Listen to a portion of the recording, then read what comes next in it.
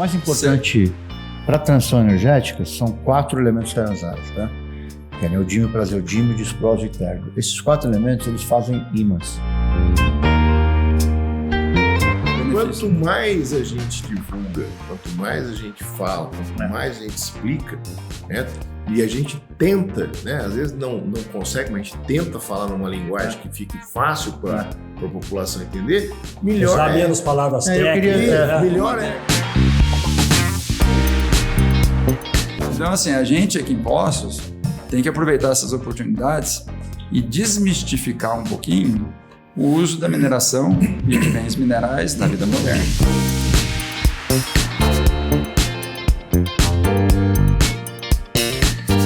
E aí, gente, como é que é? Tudo bem? Grande abraço a todos. Estamos chegando para mais uma edição, né? Ou seja, mais um episódio do Café com Manteiga, como toda quinta-feira. E hoje nós temos aqui um assunto, né, com amigos raros. Nós vamos falar de terras raras.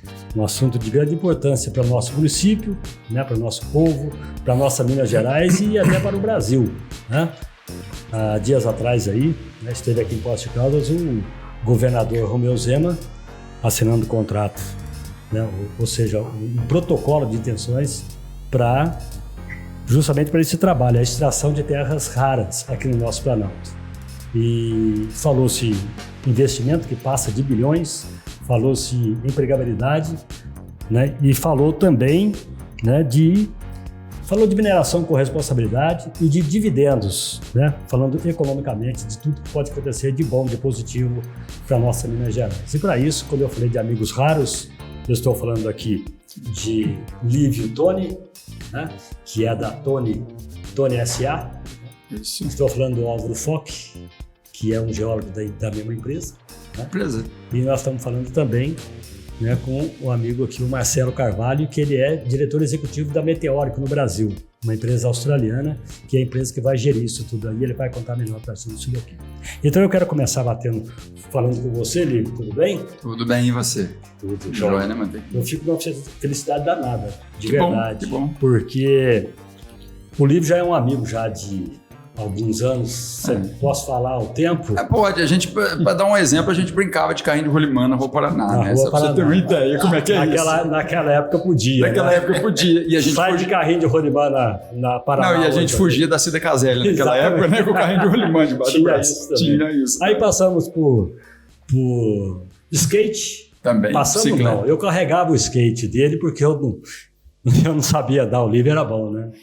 De bicicleta, né? Na verdade, o livro eu até conheci o livro primeiro que os irmãos mais velhos, depois pelo futebol, né? Não que ele tenha deixado de ser meu amigo, claro que não. Que eu não sou de futebol, eu tenho 2 pernas esquerdas e sou destro, então você já viu. Tá tudo bem contigo, né? Tudo bem, graças a Deus. Muito obrigado por ter vindo aqui. Eu que agradeço, e os amigos aqui vão agradecer também a oportunidade. O meu amigo Álvaro Foch, né, o geólogo da... Hoje não mais da Toni, né, Álvaro? Mas sou ligado ao grupo, né?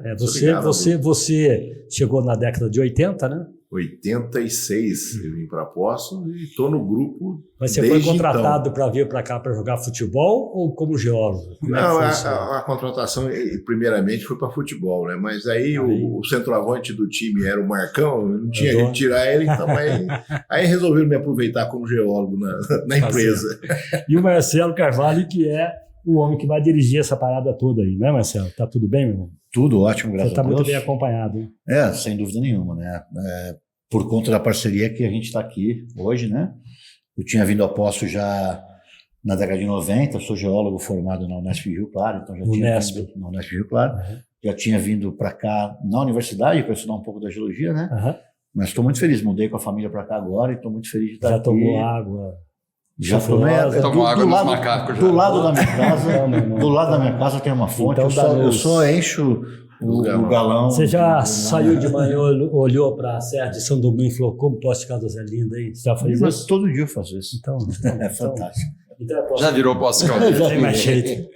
Eu me sentindo muita vontade aqui. Então, tô muito feliz. A gente fez o favor de bem recebê-lo, porque ele sabe a responsabilidade que tem. Então, assim, pelos amigos, ele já sabe que se ele não fizer direitinho, nós vamos puxar a orelha dele. Muito bem.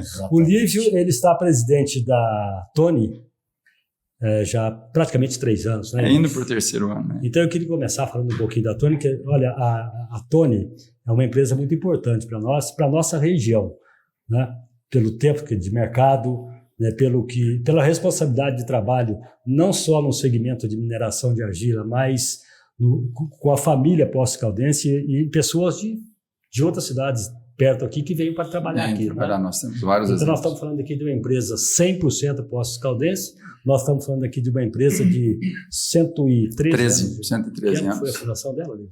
Foi em 1910.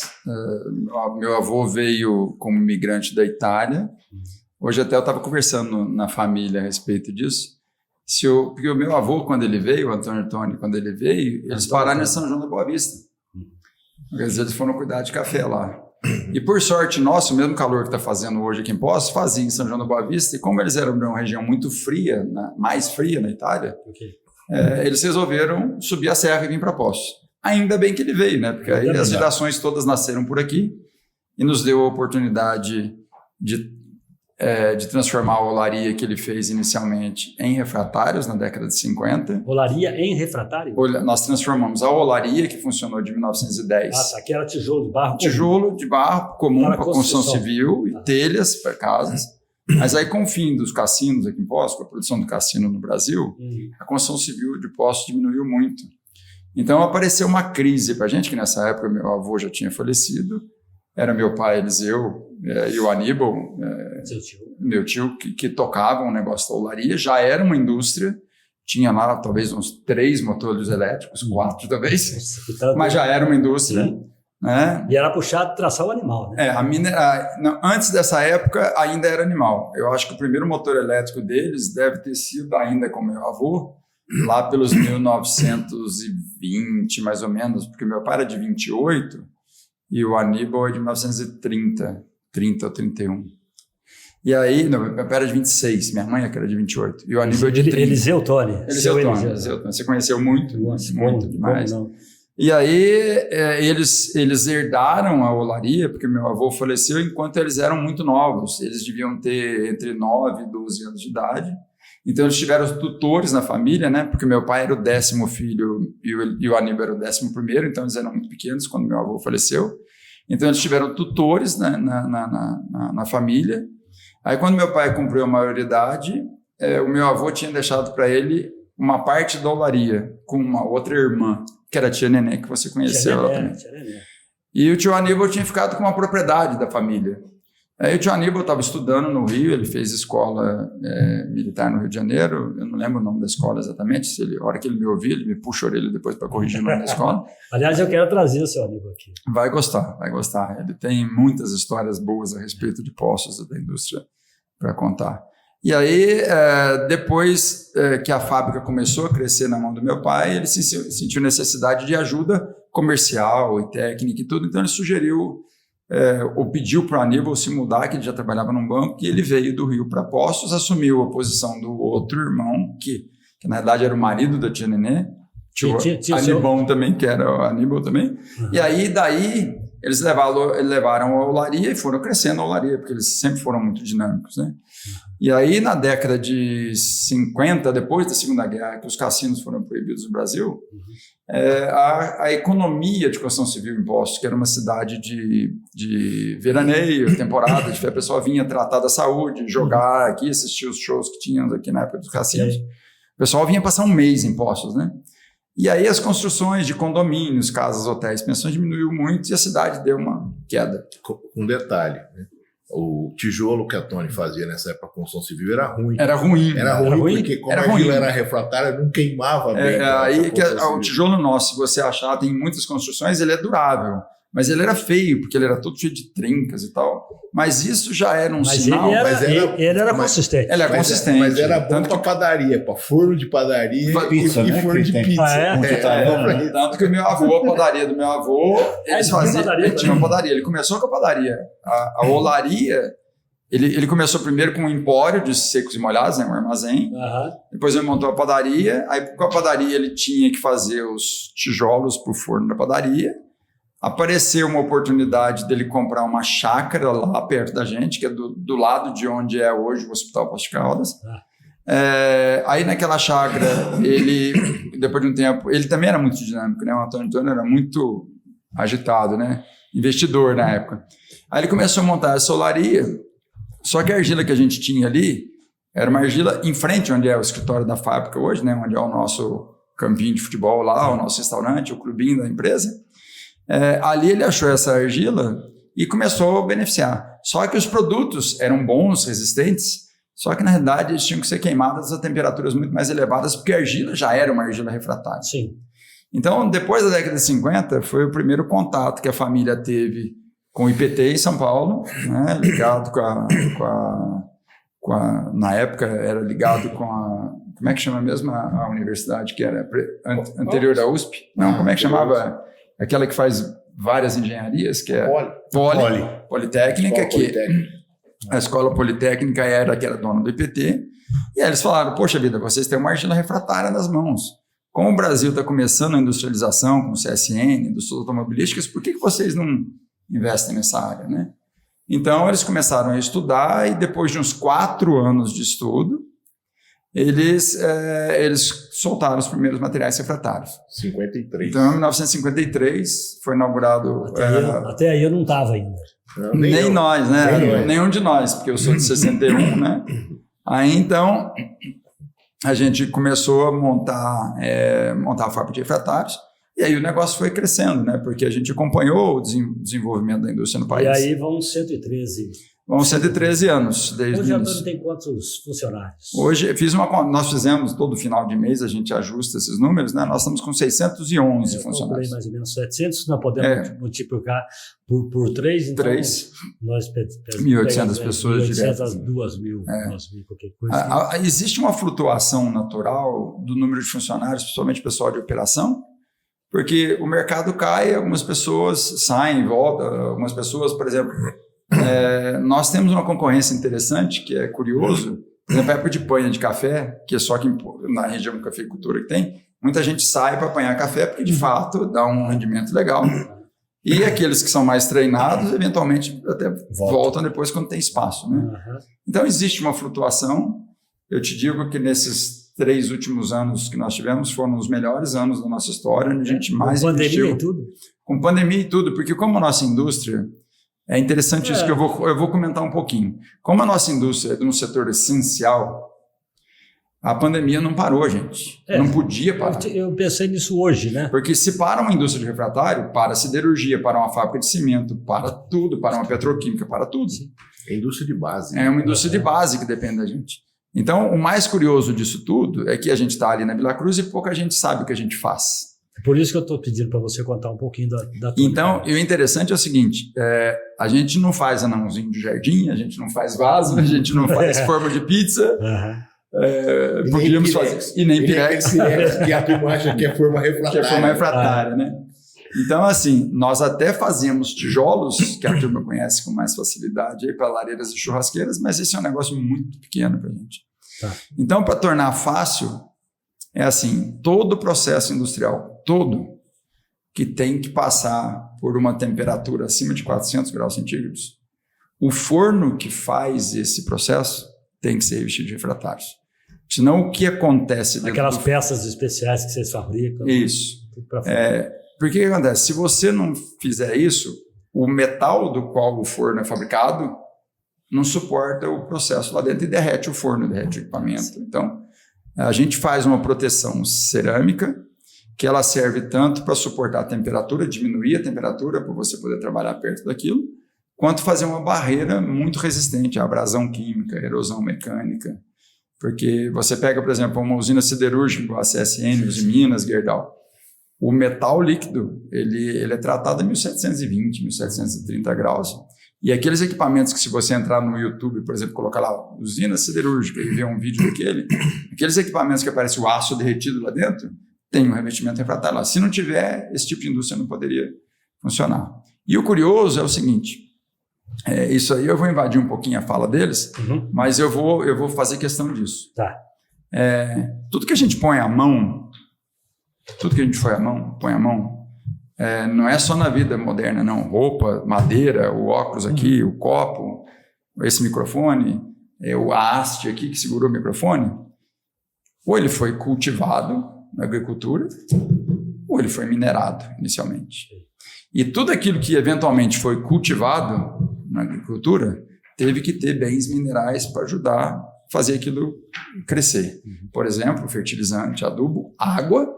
Muita gente esquece que a água é um bem mineral, né? Então, assim, a gente aqui em Poços tem que aproveitar essas oportunidades e desmistificar um pouquinho o uso da mineração e de bens minerais na vida moderna. Por exemplo, nós estamos dentro de um prédio que é feito de cimento, tijolos, aço, vidro, alumínio,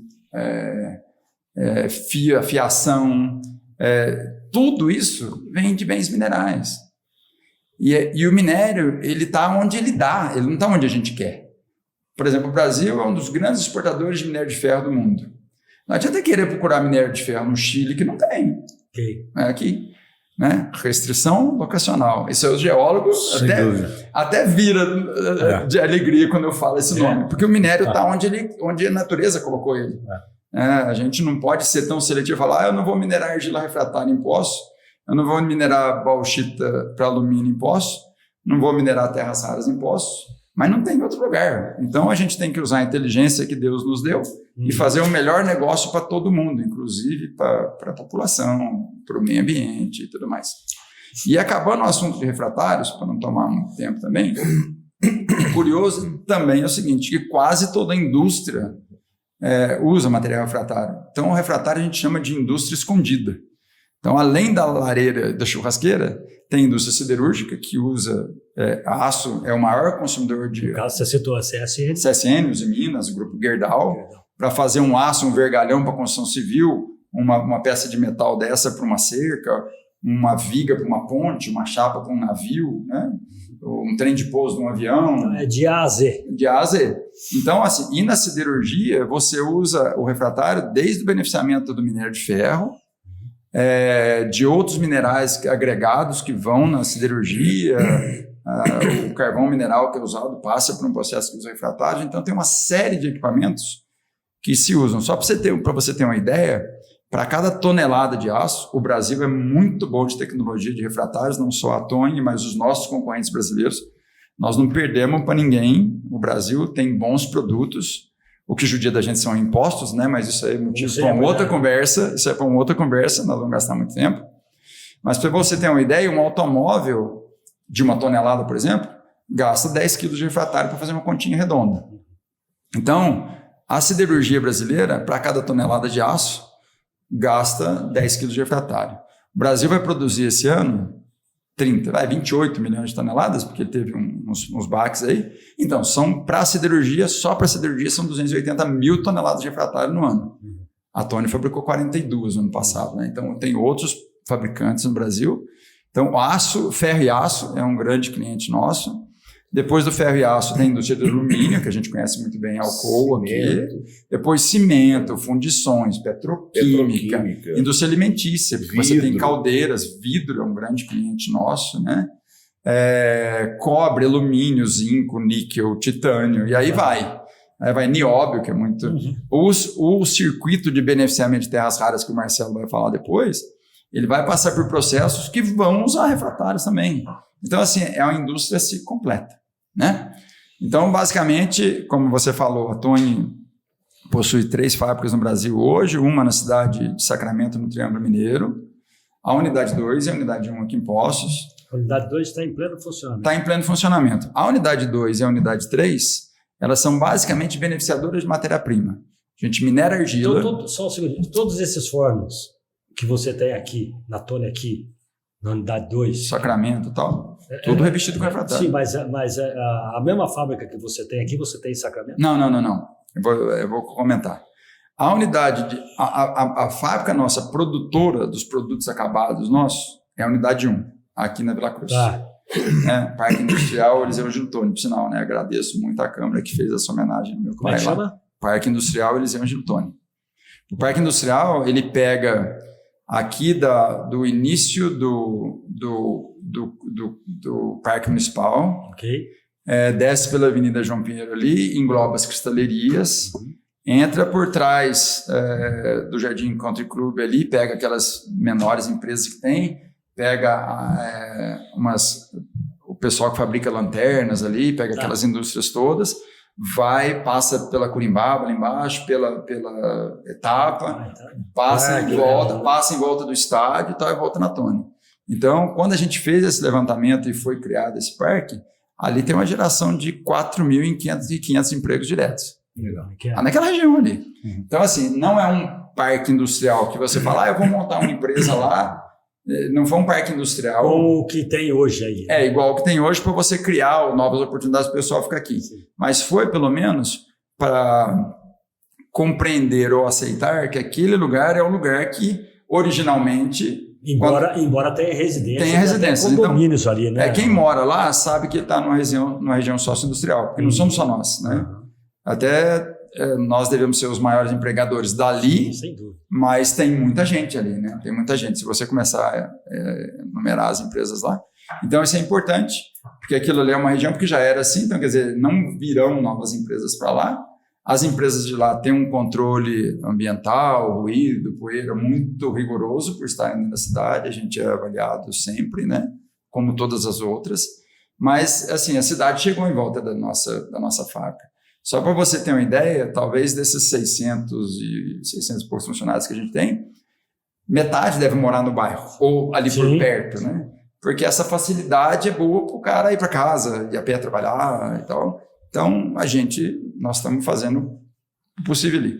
Então, a unidade 2 e a unidade 3 são responsáveis para a gente pegar argila no campo, transportar para lá as argilas mineradas e fazer a primeira queima dela lá. Porque a gente não pode pegar a argila no campo e fazer refratário direto. Era isso que o meu avô Antônio fazia e por isso que o tijolo ficava feio, né? Porque ele retraía muito. Então você tem que fazer uma queima primeiro, depois dessa primeira queima que é feita... Ela passa pela maromba, não é? Ela passa pela maromba, você lembra bem, né? Hoje a gente já não usa maromba mais, mas hoje é uma briquetadeira que faz e lá em Sacramento é um filtro prensa que faz. Mas o processo é o mesmo, é para compactar a argila in natura, depois de beneficiada. Aí a gente queima ela. Que é o tal do chamote. Tá vendo como é que eu sei? Você tá craque, hein, Manteiga? Visitou lá muitas vezes, né? Eu trabalhei, né? Trabalhou na Tony.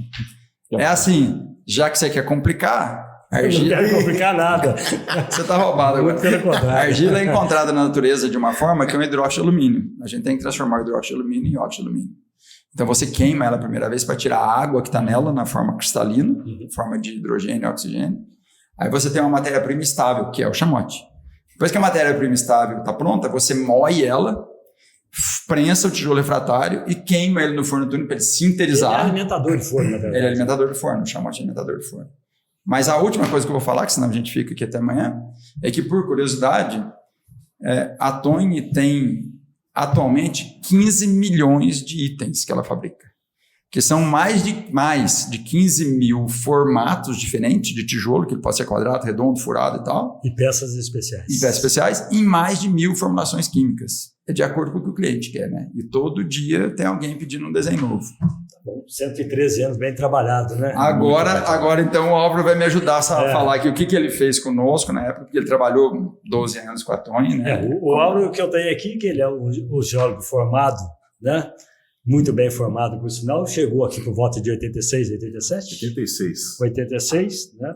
E você veio justamente para trabalhar na exploração de argila e tudo mais, né? Ficou ali por volta de 12 anos, depois saiu da Tony, mas continuou no grupo que era a Etegran. Etegran Mineração. Eliseu Tony Granitos. Eliseu Tony Granitos. Né? E que aí, vamos falar assim, eu vim para cá para trabalhar na área de geologia e mineração da Tony.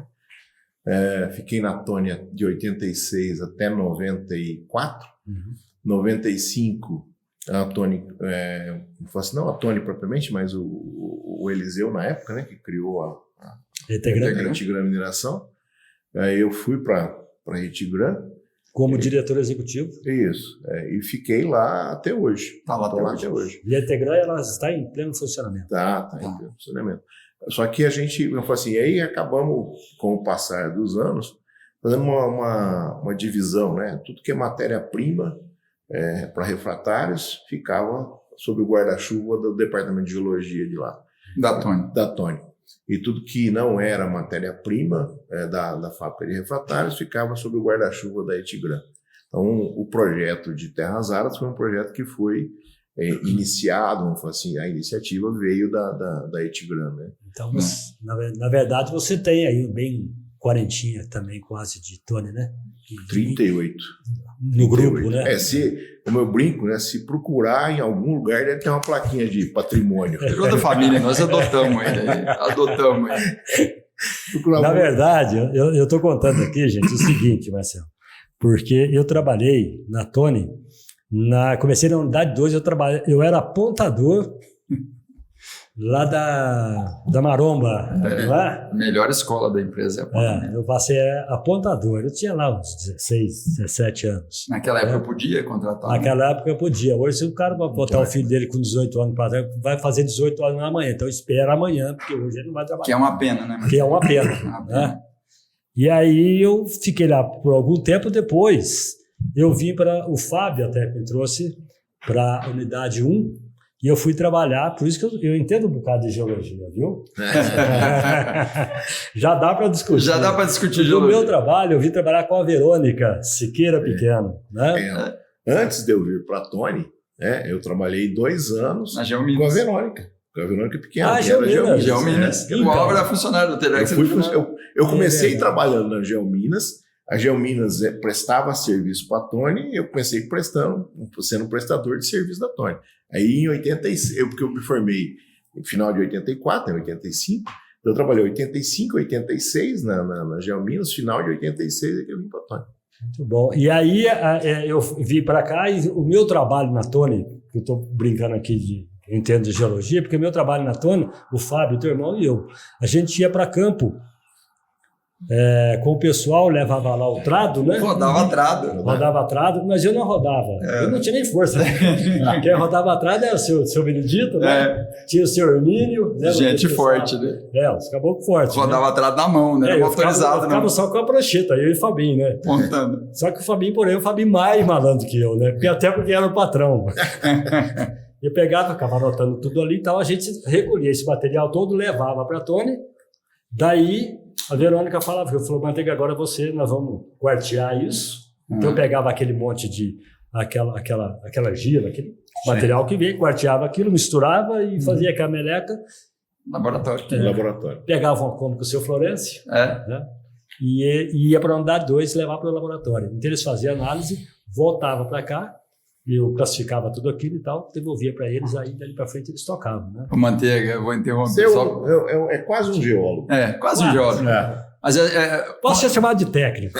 Com essa sua história aí, lembra um negócio interessante, né? A Tony, eu não tenho certeza disso, que eu acho que é a empresa mais antiga em atividade de poço, se não for a mais antiga, certamente está entre as 10 mais antigas, né? A gente sabe que tem uns exemplos de empresas antigas, né? Marinone, Massas é muito antiga, tem um monte de empresas, né? Eu acho que a gente está dentro dela. Nós não sabemos disso, porque a história se perdeu. Mas eu não sei quantas pessoas passaram pela Tony e se educaram e conheceram um pouco do que a gente faz. E a gente guarda um carinho muito grande, que é muito raro a gente ouvir alguém que saiu de lá descontente e tal. Tanto que a gente tem uma quantidade grande de aposentados que trabalham lá. Tanto é que eu saí de lá. No meio eu estou desconfiado que você que me mandou embora. Quando eu cheguei, você não estava tentando lembrar. Quando eu cheguei, você não estava lá. Mas se tivesse, acho que foi o primeiro corte do Álvaro. Quem trabalhou junto comigo o Sérgio. Foi o William. William Lott. Ele trabalhou com você? Trabalhou. Na Tony? Na Tony, Lá de Juazeiro. Ele está em Juazeiro hoje e trabalhou com a gente. Não sabia não. E acho que você aposentou antes. Você pinta o cabelo de branco, mas é branco dele lá. Mas então, cara, aí eu trabalhei lá com a Verônica, até tem para encerrar aqui a história, eles tinham que mandar, hoje não é DNPM mais, né? Agência Nacional, ANM. ANM. E prepararam um documento que tinha que estar esse documento na segunda-feira de manhã, de qualquer maneira lá. E ficaram o dia todo. O falecido Eliseu Tônio, né? A Verônica. Fabinho, todo mundo envolvido ali, e eu, de certa forma, também, que eu era o meio faz tudo ali, né? Depois, tudo pronto, assim, no finalzinho da tarde, uma chuva, falou, Manteiga, corre lá na contabilidade, você tinha que atravessar a rua. Para ir na contabilidade, tinha lá 3 copos desse negócio, alguém, não lembro quem exatamente, ia sair, não sei se era o Paulo Camargo? Não, o Paulo Lourinho, que trabalhava, que era... Ah, eu lembro dele. Trabalhava Paulo Fultz Hanser. O Paulo, você também não lembra dele. Esse cara, eu acho que ele ou a Verônica viajaria para São Paulo, pegaria o avião rapidinho e chegava em Brasília assim, para chegar... Para protocolar. Tô chegando com o negócio. Protocolar. Você sabe que manteiga corre lá, aí. Cuidado, pelo amor de Deus, com esse papel. Sai a manteiga de guarda-chuva. Era datilografado na época, né? A máquina de escrever não tinha computador. Mimeógrafo também, sei lá. Meu compadre, quando cheguei naquela balança onde pesa os caminhões que chega de argila, eu levei um escorregão com aquele guarda-chuva. Eu caí sentado com aquele documento que ia para o DNPM. DNPM, né? Departamento Nacional de Produção Mineral. Produção Mineral. E eu caí sentado com aquele, mas só que é um detalhe. Eu caí com a mão em cima daquele negócio, naquela argila. Voltei e falei, minha nossa senhora. Perdi o emprego. Acho que foi por isso que você perdeu o emprego. Perdi o emprego, tá tudo certo. Vocês vão me matar. Vamos bater. Vamos me arrebentar. O emprego era merecido. Era merecido. Cheguei, botei o guarda-chuva ali, entrei. Teu pai viu, começou a rir.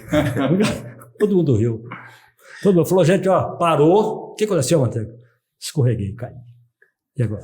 Para tudo, gente. Esquece tudo, guarda tudo. Defunto muito encomendado, larga a mão. Segunda-feira, nós vamos resolver isso. Por não sei o que resolver lá, sabe? Mas eu consegui acabar com o serviço do dia inteiro de todo mundo. Perderam o prazo. Vai ver que é uma dessas áreas aí que já não estão conosco mais. Bom, o Álvaro, ele chegou numa época também que chegamos a jogar futebol juntos, né? Sim. E naquela época lá tinha um cara... Você não, mas o cara era muito chegado, dono do time. Não era quando eu, né? A moçada tava lá assim, o Manteiga joga porque ele sai na escola de samba do cara. É vizinho do cara. O jogo é às 4 da tarde. 8h30 da manhã, o Manteiga já tá na casa do cara. Aí ele chega lá, vai arrumar as camisas, ligar pro pessoal do time, aproveita, almoça. O cara não vai, não tem como ele não jogar. Por isso que eu fui pra ponta esquerda, né? Eu jogava de centroavante, mas ele era o dono do time. Aí os caras falavam assim, quem que é o time hoje? É 10 e o Manteiga. Era bom de bola. Era bom de bola. É 10 e o Manteiga. Mas aí chegou o Álvaro, ficou 10, o Manteiga e o Álvaro. Era muito bom.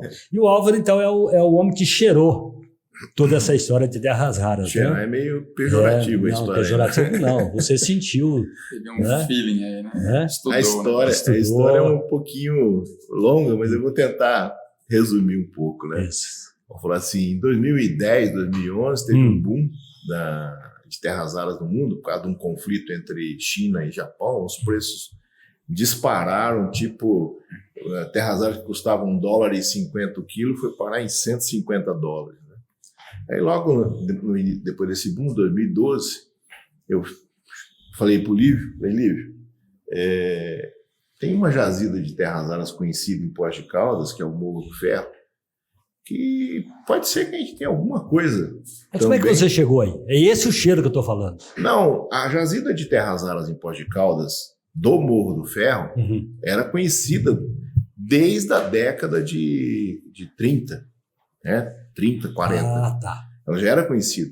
Só que ela nunca foi viável economicamente pelos teores e pelo fato de ter associado tório e urânio. Né? Então, mas eu falei para o Lívio, a Tony tem mais ou menos 30% da rocha alcalina de Poços de Caldas é direito minerário da Tony. Rocha alcalina, diga-se da caldeira vulcânica. A caldeira vulcânica nossa. Né? Eu falei assim, a gente pode ser que a gente tenha alguma coisa dentro das nossas áreas. Vamos fazer um trabalho nesse sentido?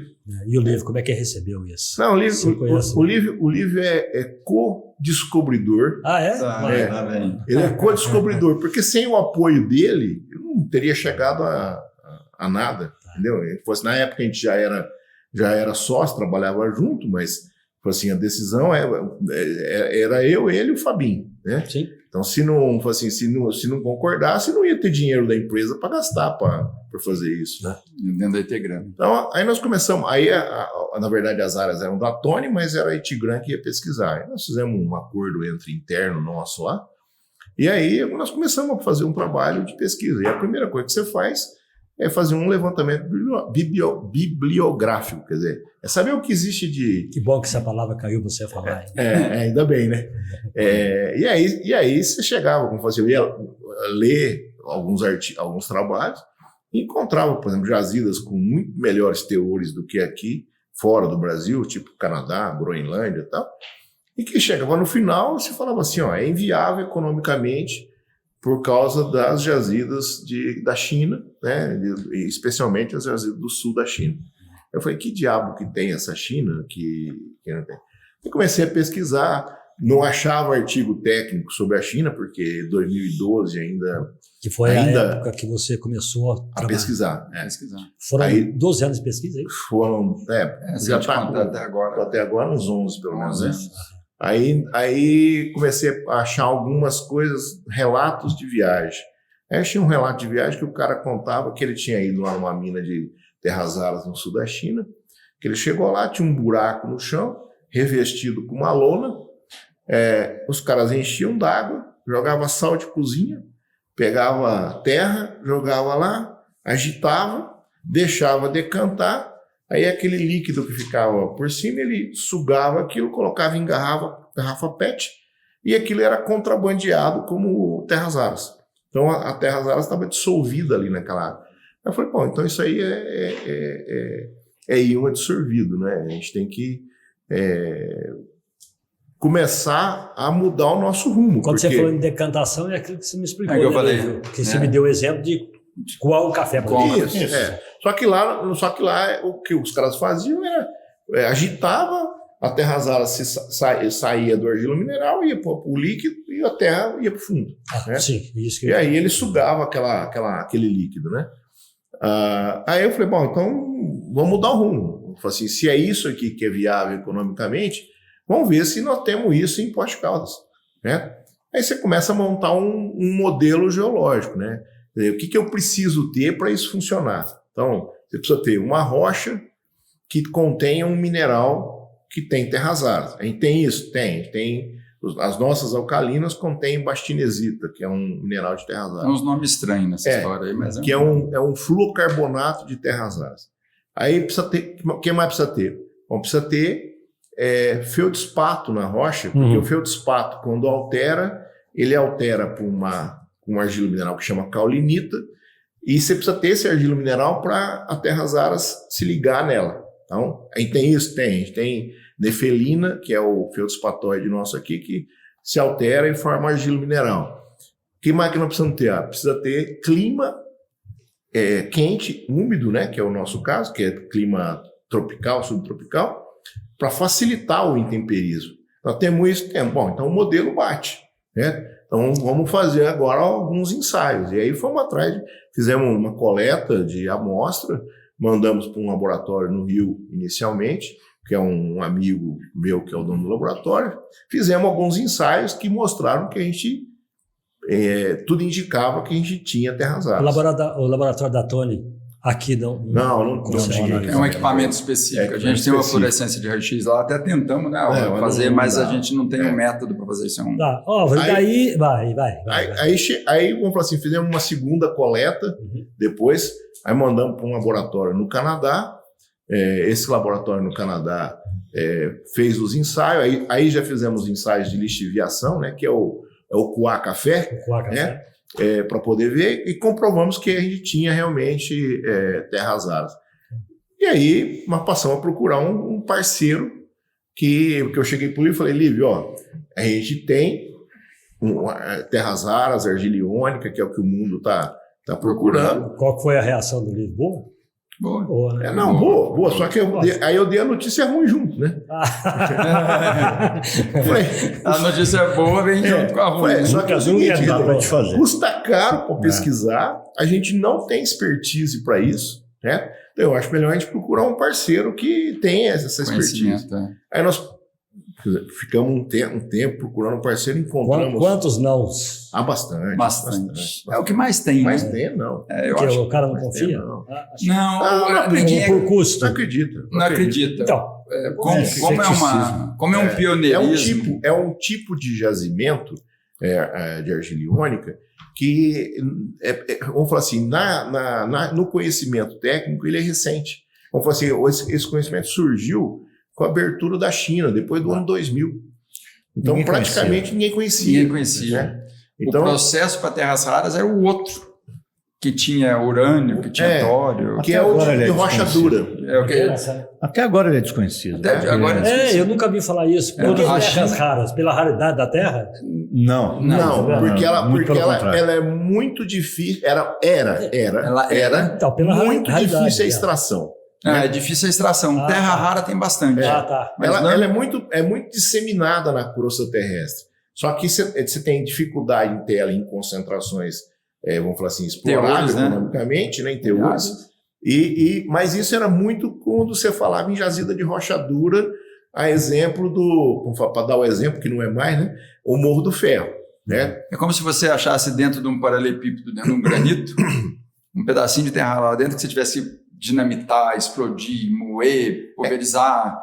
Processo. Não, e a hora que você chega, cara, e a hora que você chega num grãozinho bem fininho, você ainda tem que fazer um ataque ácido a temperaturas de 800 graus. Então, assim, gera um risco ambiental absurdo. Tá? E o processo de lixiviação. Deve ser um produto caro. E o processo de lixiviação é um processo muito simples, muito amigável ao meio ambiente, muito tranquilo, que eu vou deixar para o Marcelo falar mais disso. Né? Mas assim, aí nós fizemos um negócio com o japonês, né, em 2017. Nós começamos a negociar com o japonês em 2015, nós conseguimos fechar negócio com eles em 2017, quase 2 anos. E meio negociação. Quase 2 anos. Aí o japonês entrou, começou a fazer pesquisa no começo de 2018, aí nós colamos, né? Ficamos colados para aprender. Falamos, agora temos que aprender. Né? Aí o japonês trabalhou de 2018 a 2019, veio a pandemia. Aí, por alguns problemas da pandemia e outros problemas políticos, o japonês resolveu sair. Né? E aí, em 2022, depois, aí nós ficamos um tempo ainda procurando outros não. E tivemos mais um tanto de não. Aí, no final de 2022, mais ou menos em outubro, né, Marcelo? Outubro de 2022, eu conversando com meu sobrinho, que meu sobrinho trabalhou como estagiário aqui, porque meu sobrinho é geólogo também. Trabalhou comigo aqui como estagiário em 2013. Essa segunda coleta de amostra que nós fizemos para mandar para o Canadá, foi ele que... Ele que ia com o trado para o campo, que nem você fazia, era o João que ia fazer. E aí, depois que ele saiu daqui, ele foi trabalhar com o Marcelo. Ele trabalhou em Goiás com o Marcelo em Ouro. E virou meu amigo pessoal. Então você deve ter muito ouro guardado. Não, infelizmente não. Aí, Manteiga, ele um dia falou para mim, ele perguntou para mim, falou, tio, como é que tá o negócio do projeto? Eu falei, não, nós paramos com o japonês e estamos procurando um novo parceiro. Tivemos uma sorte, só para te interromper, que nosso contrato com o japonês, além da gente ter colado no japonês para aprender, no nosso contrato, né, que a gente não é primário em contrato, a gente já tinha feito outras coisas. E nem mineração, né? E nem mineração. Então, nós fizemos assim, se por acaso o japonês não chegar até a fase de mineração, tudo aquilo que ele aprendeu e que ele registrou, a gente ia ter acesso. E o japonês, como era uma empresa do Estado, era estatal japonesa, ele não ia produzir nada, ele não ia minerar nada. Ele ia pegar aquele dado que ele fez uma mineração, uma pesquisa certificada, que o Marcelo entendeu, foi uma das coisas que atraiu o Marcelo também, por um método internacional, que você chega em bolsa e fala, eu tenho um método, é igual um cheque visado, você entendeu? Eu tenho um método certificado, então ninguém duvida dele que aquilo tem lá. Que aquilo é verdade. Que aquilo é verdade. Então o japonês foi embora. Você chega documentado, né? Você chega documentado, que o japonês ia chamar a Mitsubishi, a Toyota, a Kyocera, a Sumitomo para fazer, só que ele desistiu antes por uma pressão geopolítica da China. A China pôs a corda no pescoço e falou, você que sabe, você vai para lá e eu corto teu fornecimento aqui. Então o japonês recuou, né? Mas ele deu para a gente o trabalho, que foi o trabalho... Ele deu não, ele estava no contrato dele, no contrato, que a gente tinha o acesso a isso. Embora eles tenham deixado o negócio, para vocês foi um ótimo negócio. Um ótimo negócio. Sem dúvida, porque eles investiram, né? E aí, vamos fazer, o que aconteceu que o meu sobrinho levou para eles, né, falou para o Marcelo, o Marcelo ligou para a gente, fizemos uma primeira reunião por videoconferência, né? Na primeira reunião a coisa não foi muito bem, né? Natural. Não foi muito bem. Natural? Teve Natural que não vai muito bem nas primeiras reuniões. Faz parte. Depois, aí passou uma semana, 2 semanas, acho, né? O Marcelo e o Klaus vieram para cá, a gente sentou, conversou, aí elaboramos um primeiro documento, que era um acordo. Aí veio o Andrew e o Tolga, que são da empresa na Austrália. Meteoric. É uma empresa australiana. É australiana. Vieram. É Meteoric, como é que são? Meteoric Resources. Aí Que quer dizer solução. Não, quer dizer recursos. Recursos. Aí eles vieram, aí já assinamos esse primeiro termo, que dava 120 dias de exclusividade para eles fazerem um pré-estudo, né? Assim, uma checagem dos resultados. Ok. E aí, nesse meio tempo, a gente deveria elaborar o contrato final. A gente elaborou o contrato final, vamos falar assim, eles ficaram contentes com a gente, ficaram contentes com os resultados, nós ficamos contentes com eles, assinamos o contrato e estamos aí até hoje. Só para fazer uma comparação, o contrato com os japoneses demorou 1 ano e meio para ser assinado, o deles demorou 3 meses. Mais e meio. 3 meses estava tudo pronto, com due diligência. E está aqui o Marcelo Carvalho, disse que você...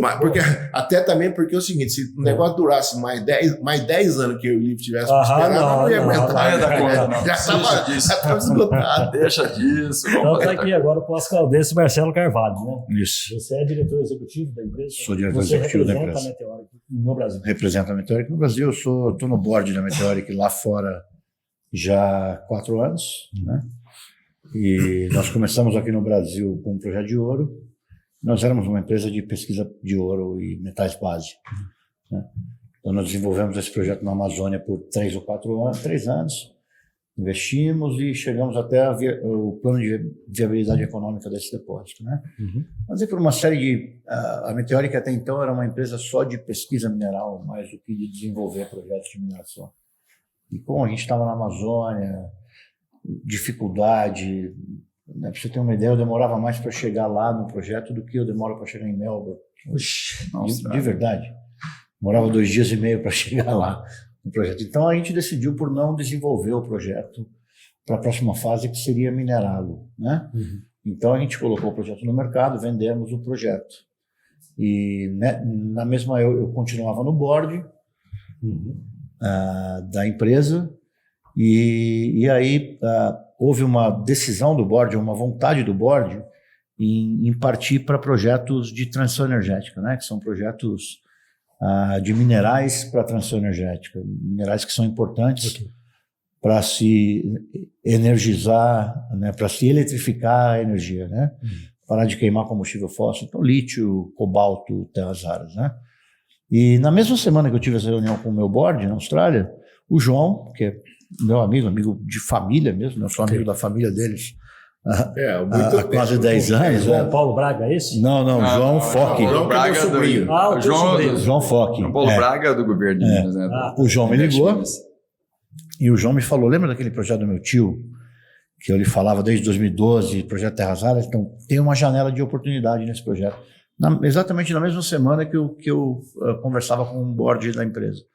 Aí eu falei, não, vamos lá ver. Então a gente teve essa primeira reunião virtual, depois viemos para cá na semana seguinte e eu era geólogo de ouro, assim como o Klaus também, e assim como o board da empresa, né? Mas no rápido estudo que a gente fez, a gente percebeu a qualidade do que é esse projeto, né? Ok. E daí eu chamei o Andrew, que era CEO na época, e o Tolga, que é o nosso principal investidor. Eles vieram para cá, nós sentamos juntos, passamos 2 semanas juntos e resolvemos, né, ficar com o projeto. Essa foi a história de aquisição. Você acreditou e creditou, né? Acreditei, mas foi uma negociação que não foi fácil, que nós éramos na época uma empresa... pão na padaria. Tem muitos detalhes. Não, nós éramos na época uma empresa que estava pequena no mercado, né? Porque a gente estava sem projeto, a gente tinha um projeto na Austrália. Então, o risco maior era para a Tony, na verdade, de nos aceitar como parceiros. Como ele falou, eles eram pequenos. Da tua empresa. É isso? Pelo tempo de mercado. Na época nós éramos uma empresa pequena e o projeto, eles sabiam do potencial do projeto, né? Então, a gente sentou na mesa e, nós queremos o projeto e no nosso questionamento era qual é o risco para nós, né? Porque quanto mais você analisa esse projeto, menos você encontra risco de tão bom que ele é. Né? Então, nós chegamos no momento na mesa que nós perguntamos a eles qual é o risco do projeto. Não. Né? O que está errado aqui O que está errado? O que tem de errado? O que tem de errado? tinha? Nada. Não tinha nada errado, ainda não tem. Não, mas a dúvida era porque é o seguinte, por que o japonês saiu? Isso. Por que o japonês desistiu? É. O japonês foi uma decisão política, não foi uma decisão técnica. Manteiga, Por até causa da hoje... China. Por ser uma empresa estatal. Por ser uma empresa estatal, ele tomou uma decisão política. Não, e é isso que faz a oportunidade, porque até hoje Só não por existe... curiosidade, desculpa. Sim. Foi uma decisão tão política que todas as pessoas do governo japonês que trabalharam no projeto aqui de Poços não estão na empresa mais. O governo japonês botou todo mundo para fora depois porque eles se arrependeram Por amargamente. que você citou a China? Eu citei a China porque a China, todos vão falar aí, o Marcelo é melhor de falar, mas a China já detém 90% do mercado. Mas aí fala em monopólio. Monopólio. É um monopólio. É um monopólio. E o Exatamente Japão queria achar uma outra fonte de mineral para não depender tanto da China assim. Só que o que acontece? O projeto aqui no Brasil é um projeto que a gente chama de Greenfield, é um projeto que começa do zero. Sim. E para você fazer um projeto do zero, chegar à produção, é 4 anos, 5 anos, No mínimo. tendo muita sorte. E aí, o japonês achou que a hora que a China soubesse que ele tivesse feito um negócio desse, que em 5 anos ele ia desenvolver o maior projeto de terras raras fora da China, a China vai falar, é? Então eu vou cortar o fornecimento de material para vocês vão ficar 5 anos sem ter fornecimento. Essa é uma das possibilidades. Uma das hipóteses. Uma das hipóteses. A outra hipótese foi porque eles compraram 25% da Lynas, que é uma empresa australiana que produz terras raras, e aí eles resolveram o problema de fornecimento que eles tinham. Então eu ia chegar nisso. O Japão comprou então o outro pedaço que a gente chama que é um brownfield, que é uma empresa que já está funcionando.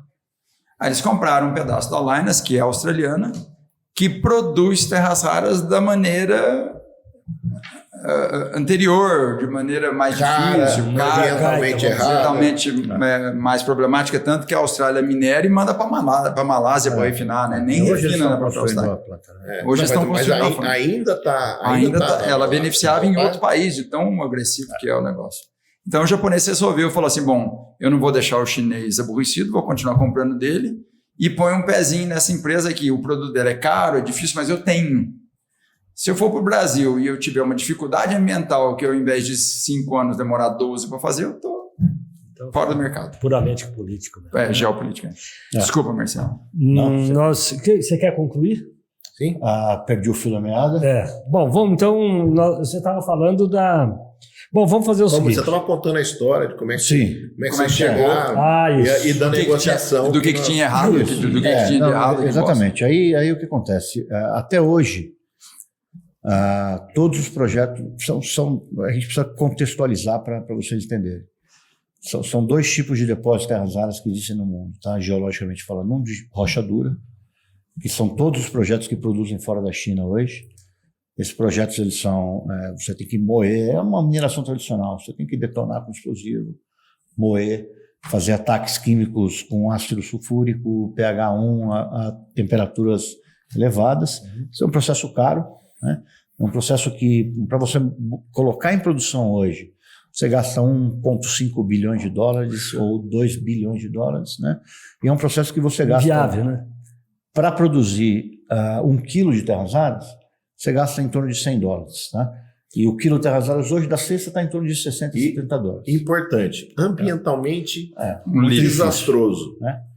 Então, todos os projetos que produzem fora da China hoje são de rocha dura. Existe uma empresa chamada Lynas, que é uma empresa australiana, que é a maior empresa de terras raras do mundo hoje. Eles têm um market cap, que é um valor de mercado de 7 bilhões de dólares, mais ou menos. Tem uma outra empresa que chama MP Materials, que é Mountain Pass, que é uma empresa americana, que também produz de rocha dura, né? Que é assim, na verdade o market cap deles está menor que o nosso hoje, mas e existem os depósitos de argila iônica que só produziam dentro da China, que daí veio da história do Álvaro, né? Então, o mercado não conhecia projetos de argila iônica, né? A China sempre deteve a tecnologia, sempre deteve a informação, né? O primeiro projeto conhecido fora da China é um projeto brasileiro que se chama Serra Verde, que começou a produzir agora. Mas é a primeira mina que produz fora da China argila iônica. Então é uma coisa muito nova para o mercado, né? Então isso tudo explica por que esse projeto ficou aqui há tanto tempo, porque ninguém conhecia, né? A gente ainda está gerando conhecimento para entender o tipo de projeto, né? Mas o fato é que esses depósitos de argila iônica, eles são 10 vezes mais baratos para se construir, mais de 10 vezes mais barato para se produzir 1 quilo de terras raras, e ambientalmente são muito mais amigáveis, né? Porque o terras raras está na argila, já está fora do mineral, né? E ele se absorve a placa de E que argila. profundidade isso? Da superfície até, depende do depósito, mas aqui no nosso caso até 30, 40, 50 metros. De profundidade. De profundidade, desde a superfície, né? Mas para se produzir você tem que só lavar essa argila com um ácido fraco, pode ser um sulfato de amônio, os japoneses lavavam com sal, a gente faz com sulfato de amônio. Chinesa. A gente vai usar para formar o sulfato carbonato. Não, para formar o carbonato. Depois você vai ter que adicionar. Mas então é sulfato de amônio, que é um fertilizante, né, com concentração baixa. Eu não sei exatamente o mol, mas é concentração baixa. Você 4%. lava a argila com 4%. Você lava a argila com 10 minutos, 15 minutos, você retira 90% dessas terras raras. Com o café. Esse só para ilustrar o que o Marcelo falou, se lavar argila, para o pessoal entender mais fácil, é como se você coasse um café. Isso. Quando você passa água quente pelo café, você arrasta junto com a água o sabor, o aroma do café. É a mesma coisa. Você passa essa água com 4% de sulfato de amônia, ela arrasta a terras raras junto com ela e deixa no argilo mineral o nitrogênio, que é então, um o que fica fertilizante. Não são as terras raras. Não. Ela desceu... Não, Desceu as terras raras saem no líquido. Sai no líquido. Que fica argila. Sai no líquido. Você quer ver um exemplo legal para o pessoal entender também? Sabe quando você passa a mão na televisão, ela está com aquele pozinho, que é uma eletricidade estática que grudou ela? A terra rara, os elementos de terra rara se aderem à argila daquele mesmo jeito. É como se ele tivesse encostadinho ali. Se você botar um outro elemento ali que tem mais afinidade para se ligar, ele expulsa a terras raras e fica. Então é simples. E aí, esse minério que veio, que tirou a terras raras, ele é desaguado, assim, tira a água dele, ele volta para a umidade natural e ele volta para a cava. É colocar de novo na cava. Na mina. Melhor do que saiu, porque ele volta nitrogenado. Isso. Ô Marcelo, então, aqui até grifei aqui, ó. Argila iônica. Isso. O que é argila iônica? É exatamente isso. A argila ela se forma por decomposição da rocha. Iônica quer dizer Ligação iônica. Por causa da ligação por íons. A argila se forma pela decomposição da rocha. A rocha aqui é alcalina, ela é subsaturada em sílica. Ou seja, ela não tem quartzo, né? Se você altera uma rocha que tem quartzo, ela vira areia, né? Se você altera uma rocha que não tem quartzo, ela vira argila, né? Então, alterar é chuva, milhões de anos, que vão fazendo a rocha desmanchar e virar argila ou areia, um dos dois. Então, quanto mais argila mineral você tem na rocha, para a gente aqui, né, você destruiu o mineral que era a bastinesita, que tinha terras raras, e esse mineral solta os terras raras, eles se absorvem a placa de argila. Por isso ela é uma argila iônica. Ela é iônica porque ela tem íons de terras raras. Né? Então para você... É uma descrição sobre o tipo de depósito.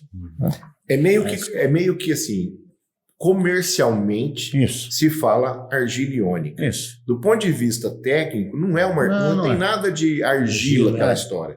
É simplesmente... Para a turma entender, é a tipologia do depósito. É o solo nosso. Aqui. Se você passar em qualquer barranco aqui de estrada, aquele barranco lá é a tal da argila iônica. É a tipologia do depósito. É um termo geológico para definir o depósito. Quanto tempo você acha que nós vamos ter exploração de terras raras aqui? Não, depende muito do mercado, né? Mas pelo recurso que a gente tem, é mais de 100 anos hoje. Mais de 100 anos. É mais de 100 anos. Mas aí depende de tecnologia, né? A tecnologia muda, né? Então, enquanto a tecnologia permitir, a gente tem recurso, porque hoje o maior depósito do mundo, tá? em metal contido, né? Ele é o maior depósito do mundo e nós exploramos só 15% das áreas, por enquanto, né? Mas já é o maior depósito do mundo. O maior teor. E o que é importante em termos da argila iônica? A China hoje, ela produz 100% das minas de argila iônica no mundo. Ok. Como o custo é baixo, ela domina o mercado e domina o preço das terras raras. 90%, né? E ela domina o preço, Ok. né? Ela faz o preço. Tá. Aí o que acontece? Ela, dominando o preço, ela quebra todas as minas de rocha dura no mundo. Nenhuma funciona hoje. É que nós falamos de monopólio. Economicamente Não falando, não dá para competir com eles. Então, a gente produzindo em argila iônica aqui no Brasil não é só o nosso depósito, tem outros, né? Uhum. A gente quebra o monopólio da China.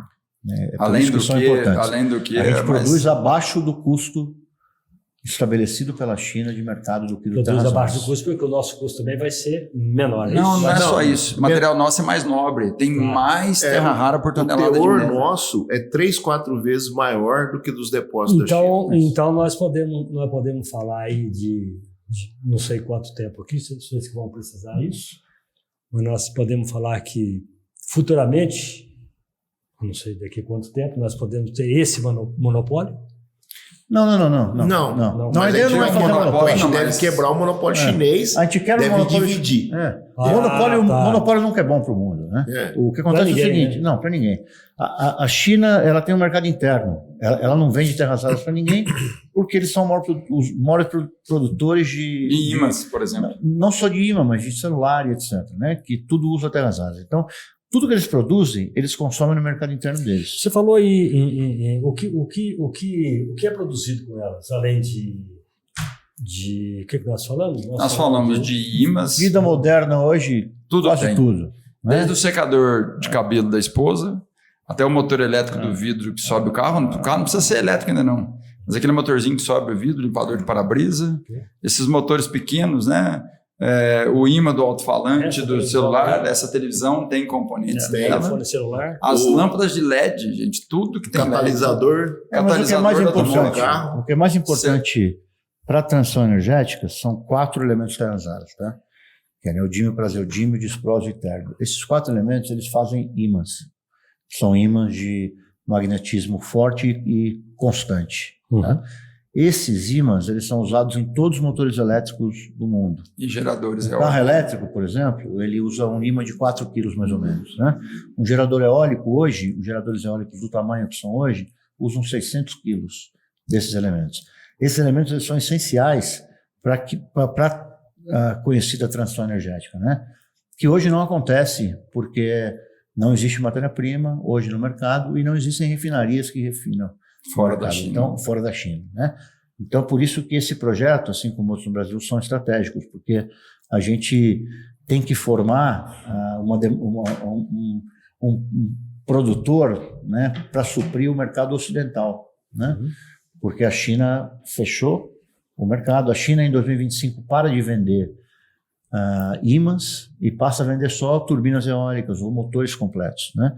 Isso faz com que o Departamento de Defesa americano, por exemplo, as montadoras alemãs e europeias, né, eles vão ficar totalmente dependentes da China, né, a partir de 25, mas não só para comprar ímãs, eles vão ter que comprar os motores, vão ter que comprar as turbinas, etc, né? E o Departamento de Defesa, o Senado americano aprovou uma lei no mês passado, em contrapartida à China, que em 2026 nada que passe pela China que seja relacionado à transição energética entre nos Estados Unidos, né? É meio que um tiro no pé, mas eles estão forçando a criar novas cadeias. O Ocidente a se desenvolver, a produzir minério, mas também a produzir toda a cadeia que vem depois da produção mineral, que é a produção, né, que é o refino desse minério até formar ímãs ou formar telas celulares. Então nós podemos falar numa revolução na mineração? Sim. Sem dúvida. Esse O pode. que há de mais...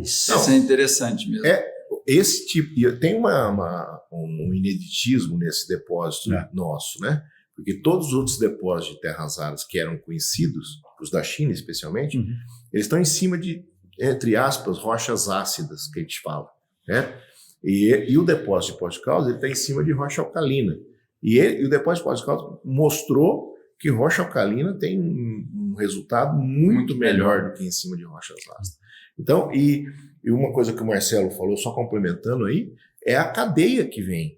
depois das terras raras. Tem toda uma cadeia. Você tem a cadeia automobilística, você tem a cadeia dos geradores, você tem a cadeia de televisão, você tem a cadeia de LED, você tem isso tudo. A área de medicina vai poder nuclear. ser atraído. A gente está falando, área de então, quando defesa. falar em desenvolvimento econômico, é isso. É isso. É isso. É isso. É isso. Você fala assim, o que vai gerar de emprego direto a Meteoric é um número, mas esse número vai ter uma multiplicação absurda. Enorme. E geração de emprego, nós já falamos, atrelou aí, né? E renda, Claro, Sim. claro. né? Claro. E não só para Minas, para Quando a gente teve com a equipe do Zema, os secretários lá, o Fernando Passalho e o João Paulo Braga, João Paulo do Braga. Invest Minas. e o pessoal do Invest Minas, a gente mostrou para eles que a Meteoric está capacitada para fazer a parte dela, ou seja, a gente vai minerar e vai entregar aqui um produto que é um concentrado de terras raras, como se fosse uma sopa de letrinhas, né? Ok. E aí tem oportunidade, e aí sim o governo de Minas vai ajudar a atrair empresas para separar esses elementos, que são 17.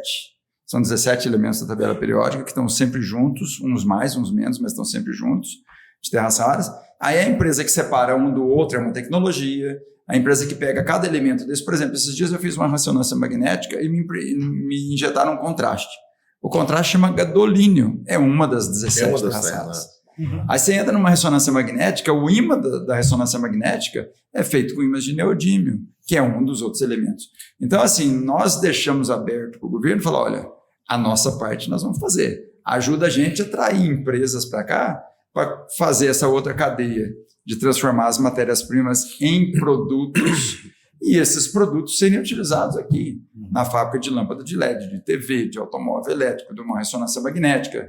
E o governador de Minas riu Bateu até... palma, porque Ele está rindo até hoje, né? foi engraçado que os australianos, o Andrew, né, que é um australiano que tem bastante contato com a gente, falou assim, poxa vida, um estado com esse nome não tinha jeito de ser diferente. Minas Gerais. Minas Gerais, né? E aí que depois que ele falou que ele conseguiu ver que o mundo não conhecia Poços de Caldas por dois motivos, né? Pela tecnologia que o Álvaro falou, que a China segurou escondida e é nova, né? Na geologia e na mineração, isso é novo, tem 20 anos, mas Poços era conhecido pela bauxita para alumínio e para argila para refratários, né? E abrasivos, no caso da mineração corimbaba, etc.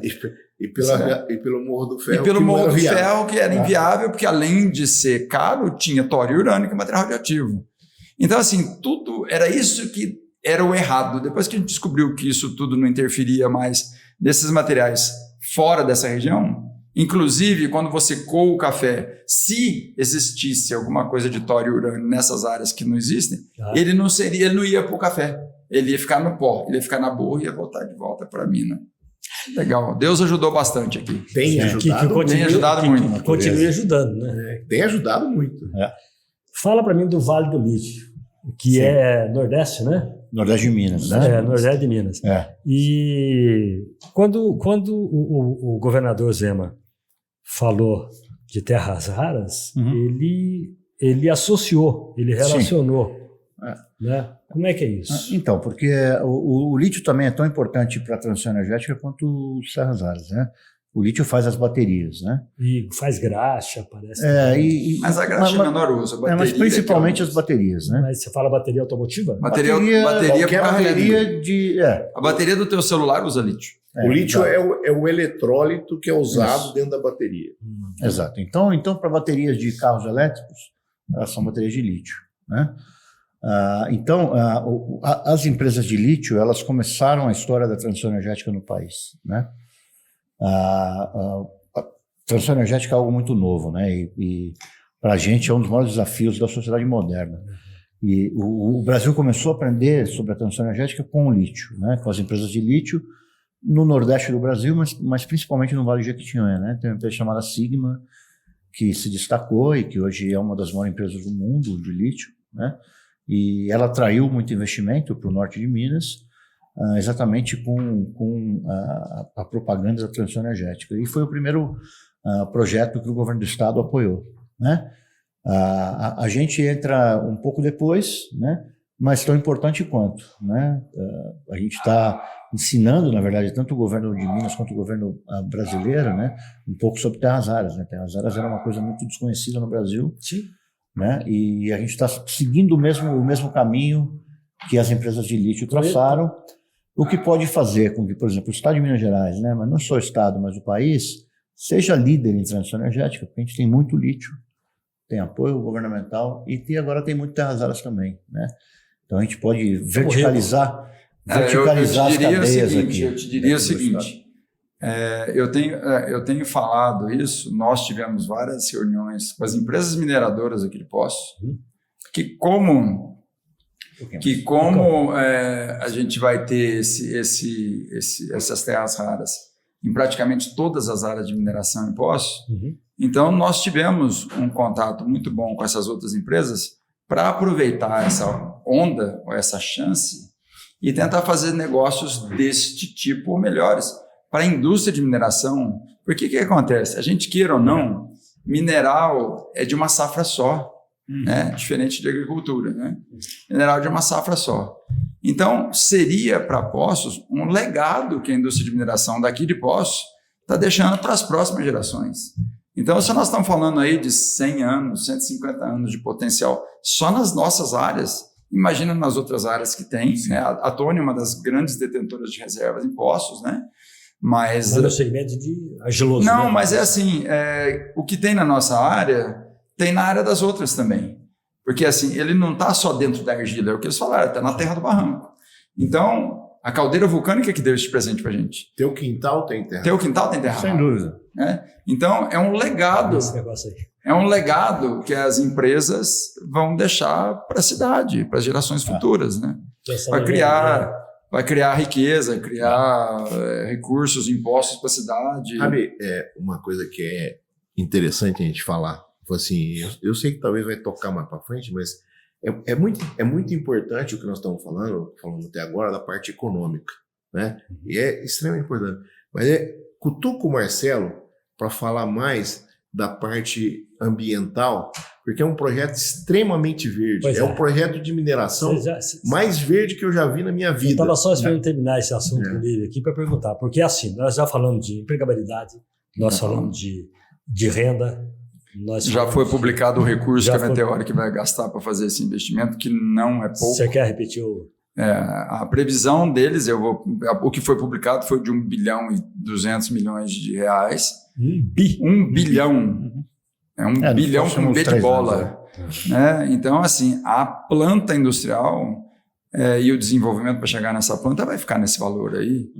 Né? Então, não é um investimento de comprar um sanduíche na esquina. Nada contra o cara que vende sanduíche na esquina. Um caminhão. E esse recurso, a coisa mais interessante disso, que foi questionado na reunião da OAB e tal, da onde vem esse pessoal todo? De onde vem essas 700 pessoas? Daqui da região. Daqui da nossa Daqui da região. São 700 empregos diretos. Diretos. Vem meia dúzia de técnicos que são eles, que são os gestores, que têm o conhecimento acumulado. Hoje vocês acumulado. estão quantos? Entre Tony... Quando eu falo a Tony só vai dar apoio. A Tony e a Etegram pelo Álvaro. Nós estamos dando apoio. O Álvaro presta serviço de consultoria para eles, porque tem um conhecimento absurdo disso, porque foi ele que desenvolveu esse negócio todo, que cheirou. Né?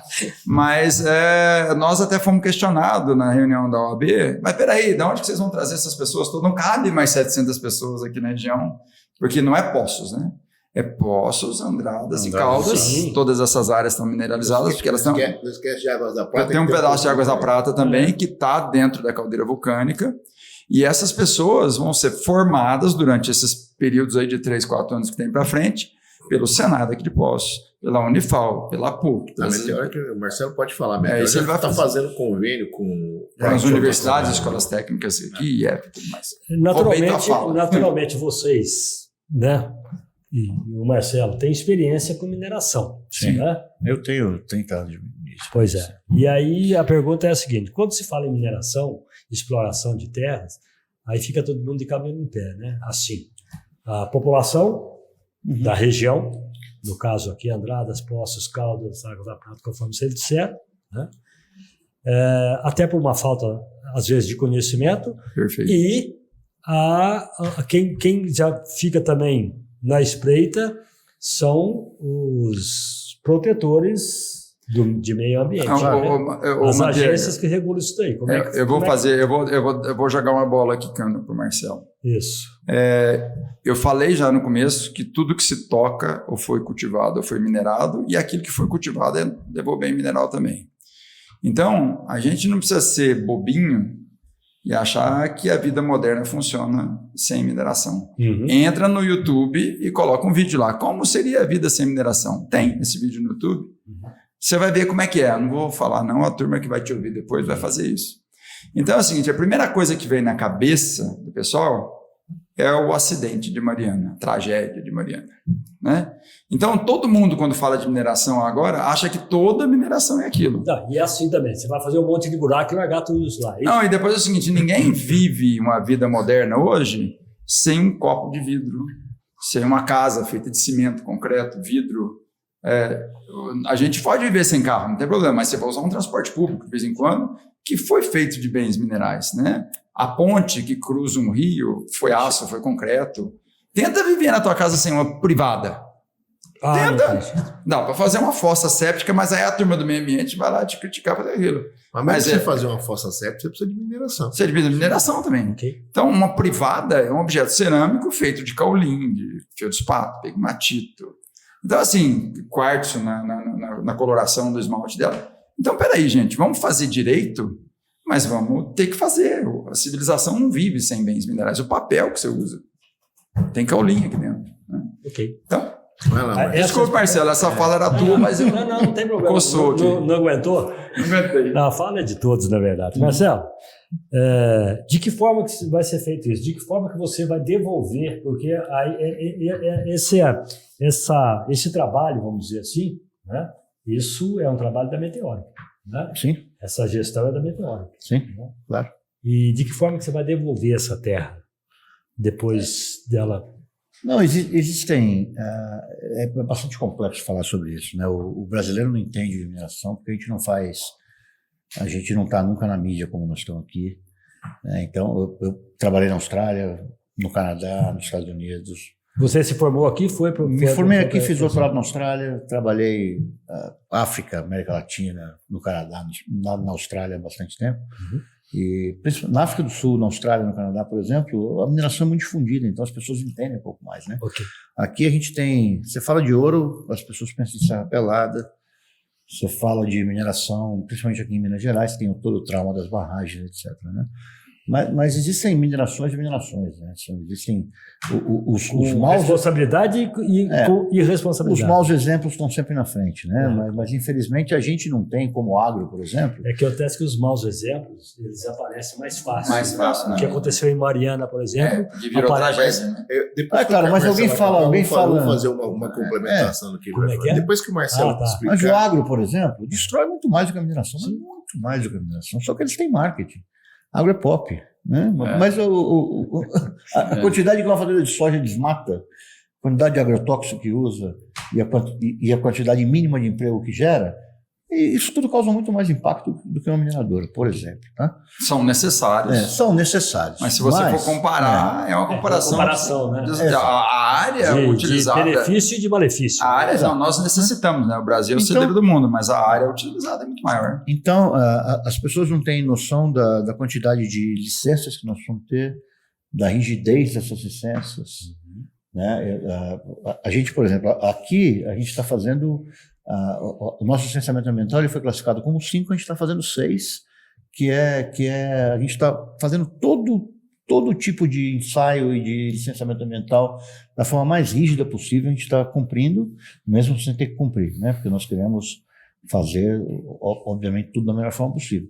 Mas esse tipo de depósito permite, é um depósito ambientalmente muito amigável. Por quê? Porque exatamente porque a gente já falou aqui, as cavas são rasas, né? Você minera só argila, a gente tira o solo, separa o solo, que é a parte orgânica, que são 30 centímetros, aí a gente tira aquela argila dali numa tira, por exemplo, essa argila lá vai ser lavada numa planta, a gente leva ela para a planta, ela é lavada com sulfato de amônio, aí ela é seca num filtro prensa, e essa argila ela volta para a mesma cava, né? Então, quando a gente está lavrando a segunda tira, a primeira tira já está sendo recomposta. Então, a gente diz que a gente está... Na verdade, é uma mineração que muito pouca gente está acostumada a ver, né? A gente diz que a gente está produzindo terras raras de forma industrial, porque não é uma mineradora, não é uma mineração convencional. Né? Quando a gente está lavando o terceiro painel, por exemplo, o primeiro já está recomposto. Recomposto, inclusive, lugar que você tirou. Topografia. Né? Topografia recomposta. Revegetado. É revegetado. Quando você fala revegetado, o que quer dizer isso? Você A gente replanta. plantou de volta. vegetação. A gente replanta. Mas ela volta tratada? Volta tratada. Volta tratada. Ela volta tratada. Né? Volta enriquecida em nitrogênio, Enriquecido. que é o que a planta precisa. A gente... Isso, eu ia falar da planta. É. Qualquer plantio, qualquer agricultura. Qualquer plantio. A gente tem, na verdade, o que o órgão ambiental determinar é o que nós vamos fazer. Mas a possibilidade é, por exemplo, de reflorestar em Mata Atlântica, em vez de plantar eucalipto. Tá? Uhum. Mas o órgão ambiental é que vai dizer o que nós temos que fazer. Né? Ou respeitar a vocação da agricultura local ou replantar Mata Atlântica. Entendeu? Ou seja, a gente vai melhorar. E outra coisa, tudo isso está sendo extremamente controlado pela Secretaria de Meio Ambiente, pela Secretaria Local de Meio Ambiente. A gente já tem protocolos na Secretaria, que a Secretaria segue tudo que a gente faz. A gente já fez o primeiro levantamento todo da EARIMA, a gente estava com 20 biólogos aí a semana passada. Né? Todo o trabalho está sendo feito desde o início, com todo o cuidado possível e literalmente vigiado pela Secretaria Local, pela Secretaria do Meio Ambiente. Nós contratamos para fazer o trabalho uma empresa que fez todo o licenciamento do Vale do Lítio, né? Uhum. Então são pessoas extremamente capacitadas para fazer o trabalho, e eles estão fazendo todo o nosso licenciamento ambiental, né? E é um projeto, nós vamos estar produzindo minerais verdes, né? Minerais que são importantes para a transição energética, né? E o mercado hoje ele só absorve se você tiver toda a cadeia ambiental muito respeitada atrás. Mas Flora, fauna. é importante o Marcelo falar da planta. Isso. Como é o circuito da planta? Porque a planta que vai ser construída não tem uma barragem de rejeito, não tem uma pilha de estéreo, não tem uma lagoa de decantação, toda a água é recirculada no sistema, entendeu? Então, vamos falar assim, o impacto não vou falar que é zero, mas é quase que nada. Não tem zero porque tem visual, você vê uma construção. Mas por que a gente retorna a argila que a gente lava para cava? Não tem barragem, né, de rejeito. E ela volta Não seca, tem rejeito. então não tem aquele Não tem risco dessa estéreo. cava. Não tem estéreo, porque o minério ele começa Já na superfície. Você separa só o não tem solo e estéreo. depois volta. Ô, Manteiga, deixa eu contar uma história para você, porque Poços está acostumado com as minerações que a gente tem aqui. Eu vou contar o nosso caso. Da A Tonho tira argila e a argila vira tijolo. Então, para tampar aquele buraco que eu tirei a argila, eu não posso ir fazer um outro buraco em outro lugar lá, porque dá problema. Então, o que a gente faz? A gente faz um negócio que a gente fala que recompõe a topografia, e no caso da argila, como ela dá em áreas úmidas, normalmente é aprovado pelo pessoal do meio ambiente, fica uma pequena lagoa para o dono da fazenda, usar para irrigação, lazer, criar um peixe. Isso se ele quiser, né? Isso se ele quiser. Se ele não quiser, como aquela área de argila é uma área que é ruim para a agricultura, normalmente não tem árvores nativas em cima, a recuperação ou é numa lagoa ou é num pasto para ele criar gado, coisa assim. Mas a gente tirou o minério de lá. No caso das terras raras, só para você ter uma ideia, para número grosseiro, a gente vai tirar só 3 quilos por cada tonelada de minério que for passear. Vai voltar 997 quilos. Você tira uma tonelada, o mesmo caminhão que levou, vai trazer aquele que acabou de ser seco e devolve no mesmo lugar. Aquela história, dá a César o que é de César. Né? Exatamente. Você vai tirar, é uma tecnologia muito fácil, mas existe uma tecnologia muito grande nos processamentos da sequência, né? Mas a gente vai tirar 3 quilos por tonelada. Eu estava esperando o Marcelo explicar para eu colocar um ponto que eu acho que é um ponto que a população precisa, vamos falar assim, entender. O Brasil tem uma certa aversão à mineração, porque, vamos falar assim, fazendo um histórico rápido, o Brasil até 1988, que é a Constituição de 88, não tinha legislação ambiental, praticamente não tinha legislação ambiental. Então, ninguém era obrigado a recuperar nada, ninguém era obrigado a fazer plano de de recuperação, fazer De replantio. Plantio, plano de abandono de lavoura. 88, na Constituição, até 2000, né, as legislações foram sendo criadas, e esse tempo ainda é um tempo meio nebuloso, porque as legislações iam, mudavam, voltavam. Então, você tem um período daqui para trás, de 2000 para trás, que você tem problemas realmente com mineração. A legislação era frouxa, a fiscalização era frouxa, então você tinha muito problema de áreas que eram mineradas e que realmente não recuperavam, não faziam um trabalho. De 2000 para frente... Porque não tinha cobrança, né? Não tinha cobrança. Tinha De fiscalização. 2000 para Cobrança porque não frente... tinha lei. Isso. De 2000 para frente, que nós estamos falando, a legislação ambiental brasileira é extremamente rígida. É extremamente, vamos falar assim, é uma das melhores legislações do mundo ambiental. Mais rígidos. Das mais rígidas do mundo. Então, as minerações que você pega de 2000 para frente, você não vê problema. Todos os problemas que a gente vê que ocorreram na mineração, eles são do passado. Por exemplo, Pega, por exemplo, a barragem Brumadinho, é de Mariana, 1970. são barragens da década de 70. Então, Mas hoje ainda se constrói barragens, né? não mais. Não A legislação não permite Não permite. mais De quando para cá isso? de depois do acidente. Depois do acidente. Certo? Precisa ter um acidente. Então, e as barragens que estão ainda construídas, elas estão sendo descomissionadas. A legislação obrigou essas empresas que têm as barragens a descomissionarem elas. Mas Não enfim, a podem gente não usar teria que mais. construir de forma nenhuma, porque o nosso processo não Não é o exige caso. barragem. Não é o caso. Mas eu estou Sim. fazendo esse histórico para as pessoas entenderem que, vou falar assim, O que é o a que se exploração vê. das terras Isso. raras? Nós estamos num momento, vamos falar assim, que quem nasceu de 2000 para frente vai ver uma mineração diferente. Uhum. Quem nasceu de 2000 para trás vai ter uma outra visão de Vai ter mineração. exemplos. É uma coisa assim, ninguém sabe que, por exemplo, se você minerar hoje, você tem que recuperar. Você não pode ir. É obrigado. Mineração com responsabilidade. Com responsabilidade. Sem dúvida. Então, assim, Social e... Ambiental. isso mudou. Então, todo o projeto que está sendo feito da Meteoric é um projeto extremamente verde, extremamente... E vai se buscar carbono zero, vai se buscar fazer... E é um bem mineral que hoje o mundo precisa para poder fazer a descarbonização. Transição Então, energética. a transição energética. Então, você precisa disso, não é uma coisa que não dá. Então, assim, ninguém está falando que não tem que cobrar da mineração, tem que cobrar uma mineração bem feita. Sim. Mas a gente tem, por exemplo, né, a Prefeitura de Caldas foi até agora quem nos deu mais abertura para... Só um minutinho, você quer trocar a água? Caiu um mosquitinho, né? Ô Lucão, conta água para ele. A gente tem acessado, a Prefeitura de Caldas nos deu muita abertura, então nós já tivemos 2 vezes na Câmara dos Vereadores, já conversamos com a promotoria, né? Aqui os vereadores votaram pela nossa presença lá também.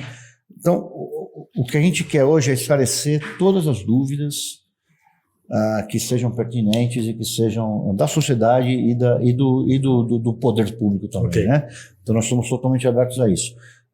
Só para adicionar, a gente já fechou a Meteoric hoje tem um acordo com uma agência que está sendo gerenciada pela Agência de Desenvolvimento da Indústria Mineral Brasileira, que se chama DIMB, que é um órgão federal, que congrega 5 universidades, né? A Unifal aqui, de Poços, a Unesp, a Unicamp, a Universidade de Queensland, né, na Austrália, para entender desde por que a mineralização ocorre, os controles, até a caracterização da argila depois de retirados os terras raras. Isso já está, é um projeto de 3 anos, que nós vamos investir R$3 milhões nesse projeto, tá, que já está aprovado pela empresa, já está assinado, e esse projeto está em curso. A gente vai colocar toda a ciência possível para entender a mineralização, mas também para entender tudo que vem depois do processo, né? Então, a gente vai caracterizar essa argila depois, a gente vai identificar se ela, por exemplo, pode ser usada na lavoura de café, na lavoura de oliva, na lavoura de abacate, se ela pode ser usada, por exemplo, para filtrar. Poços de Caldas hoje é um polo cervejeiro, e as cervejarias elas estão usando argila local para filtrar, né, para o processo de filtragem, se essa argila pode ser usada para isso, se essa argila pode ser usada para a indústria cerâmica. E hoje tá? Isso tudo vai ser caracterizado. E hoje nós temos aqui também que você trabalhou com isso, não sei se está mexendo. Sim, trabalhando. O azeite. Isso, então. Então, isso tudo vai ser caracterizado. A indústria alimentícia precisa de filtrações e, se você não sabe, a gente importa uma argila do Japão para fazer esse tipo de coisa. Então, é mais uma oportunidade que a gente tem de desenvolver argilas filtrantes, não só para a indústria cervejeira daqui, mas da região. Né? Tem grandes cervejarias. Então, isso tudo vai ser estudado, né? A gente está investindo para estudar todo o processo, para de repente ter outras utilidades também para o material que a gente está retirando, né? Eu fiz essa pergunta aqui, na verdade, Marcelo e Lívia, e você que está nos assistindo ou nos ouvindo, justamente para tirar esse paradigma de que quando fala em mineração, lá vem buraco, lá vem... Isso, que todo mundo lembra de uma mineração antiga. Antiga, arcaica. Dos maus exemplos. Ou de quando não existia lei, legislação. Né? Se bem que não, porque você está aqui, mas a Tony foi sempre uma empresa que trabalhou muito corretamente. A gente trabalhou porque o que acontece? A argila é um material sedimentar. Então, as chuvas vão levando esse material para as áreas de várzea, né? Então, a gente está sempre muito perto de cursos de água. Então, qualquer bobagem que a gente pudesse fazer na argila, na mineração, ia colorir a água, ali na frente alguém ia reclamar conosco.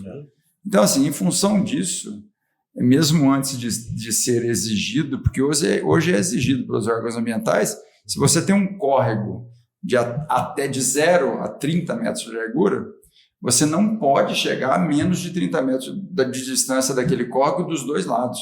Então, se o córrego tem até 30 metros, você acaba deixando 90 metros, 30 metros de um lado, 30 do córrego e 30 do outro lado, porque você não mexe.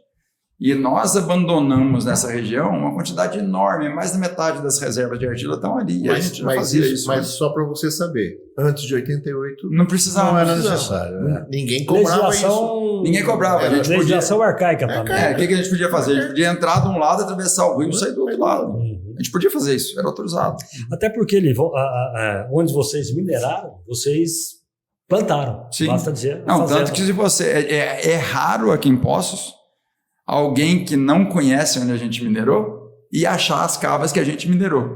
Vai procurar. Mas esse exemplo da Tony que nós estamos falando, ele se aplica às outras empresas. As outras empresas aqui. A Alcoa, por exemplo, a Curibaba, sempre tiveram muita responsabilidade. Né? Se você andar em Poços de Caldas, muito provavelmente em torno de 20% da área geográfica de Poços de Caldas foi minerada. Mas você não acha qualquer vestígio de mineração. São 70 anos de mineração. São 70 anos. É porque você trabalhou nessa área, você conhece, você é de Poços, né? Eu trabalhei isso muito superficialmente, vamos dizer assim, né? Mas além de ter trabalhado e ter assim um muito pequeno conhecimento, mas a gente lê, né? Você ouve a população ouve também. A população, a gente lê de todos os ramos, né? E eu vivi dentro da cerâmica, vivi no campo, né? E pós-mineração, fui em terra de vocês, que é o caso lá da fazenda. Então, vi plantio lá, vi criação de gado lá. Como assim, eu trabalhei na Tony lá atrás, né? Antes de 88. Então foi você que mandou embora, né? Não foi. Eu falei assim, eu sei como era. A Tony, por exemplo, toda a área que a gente ia minerar, a gente fazia uma barragem ajusante da área, quer dizer, abaixo da área que a gente estava minerando, para todo o fino que saísse da nossa cava, ele fosse metido naquela barragem e não seguisse adiante. Era o mínimo do mínimo, certo? Mas era feito. Mas o que nós estamos falando, lá atrás, você não tinha essa APP que é protegida, que você não pode mais minerar hoje. E naquela época se minerava. Então, não era era uma falta de regulamentação. Né? Se tivesse regulamentação desde lá de trás. Hoje você não faz isso. Não pode. Ô Marcelo, como é a tua empresa que vai gerir isso tudo, que vai fazer rodar isso tudo, né? A empresa responsável, com o apoio da Tony, que eu mas o apoio nosso é backstage mesmo, parceria. Né? É parceria mesmo, informação, apoio, maravilha, suporte. Tá junto. Eles nos abriram. O investimento é todos eles. Qual é o tempo daqui quanto tempo nós estamos com a mão na massa e a Meteoro já está trabalhando em terras? Não, a gente já está trabalhando pesado, né? Nós temos mais de 60 funcionários já. Hoje nós estamos, o que nós estamos fazendo agora é toda a parte de estudo de viabilidade econômica, estudo de engenharia. Esse estudo vai demorar uns 18 meses de agora, e toda a parte de levantamento ambiental para a licença ambiental. Tá? Então a gente está rodando toda a parte de EIA-RIMA agora, de coleta de dados de campo, diagnóstico social, esse processo de licenciamento também. Sim, esse processo de licenciamento ambiental deve durar uns 24 meses, tá? Então, ao longo dos próximos 24 meses, nós vamos estar fazendo estudo de engenharia, estudo de impacto ambiental, para licenciamento ambiental e sondagem para cálculo de recurso que vai auxiliar na engenharia, né? Então, nosso plano hoje, nosso cronograma, em setembro de 25, toda a engenharia deve estar concluída e toda a parte da licenciamento ambiental deve estar concluída, né, para então a gente começar a construir. No cronograma da empresa, nós começamos a produzir em 27. 27, é que nós vamos ter essas terras raras, então, aqui. É isso?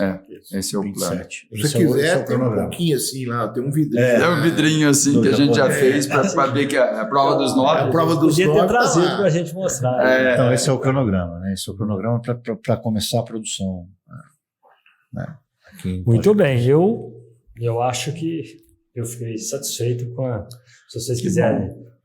Nós estamos sempre à disposição, sempre. Vocês quiserem acrescentar algo aí que eu não tenha perguntado. Eu acho, André, que informação é tudo que a sociedade precisa, sabe? É por isso que quanto mais informação a gente puder levar para a sociedade, levar para os órgãos públicos, etc., melhor, para desmistificar um pouco todo o processo, né? Então, a empresa é totalmente aberta a eles, os parceiros também, né?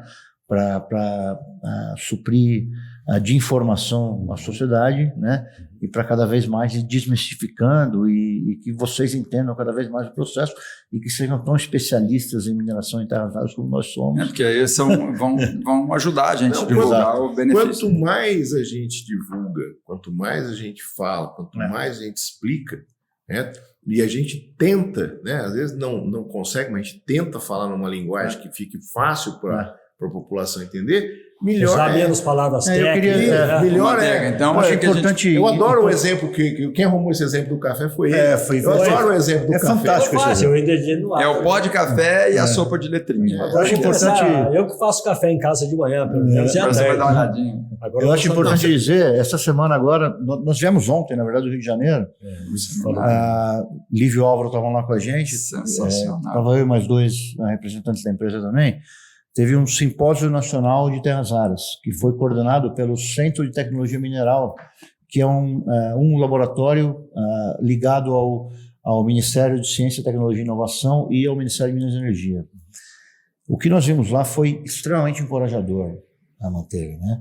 O país está numa fase de desenvolvimento, tem tecnologia desenvolvida. Eu tive também num congresso em San Antonio, no Texas, no mês passado, não vi no Congresso de San Antônio, que era um congresso nacional, o que eu vi nesse congresso aqui do Rio de Janeiro. Esse último que vocês fizeram. A nossa capacidade tecnológica de ciência é incrível, né?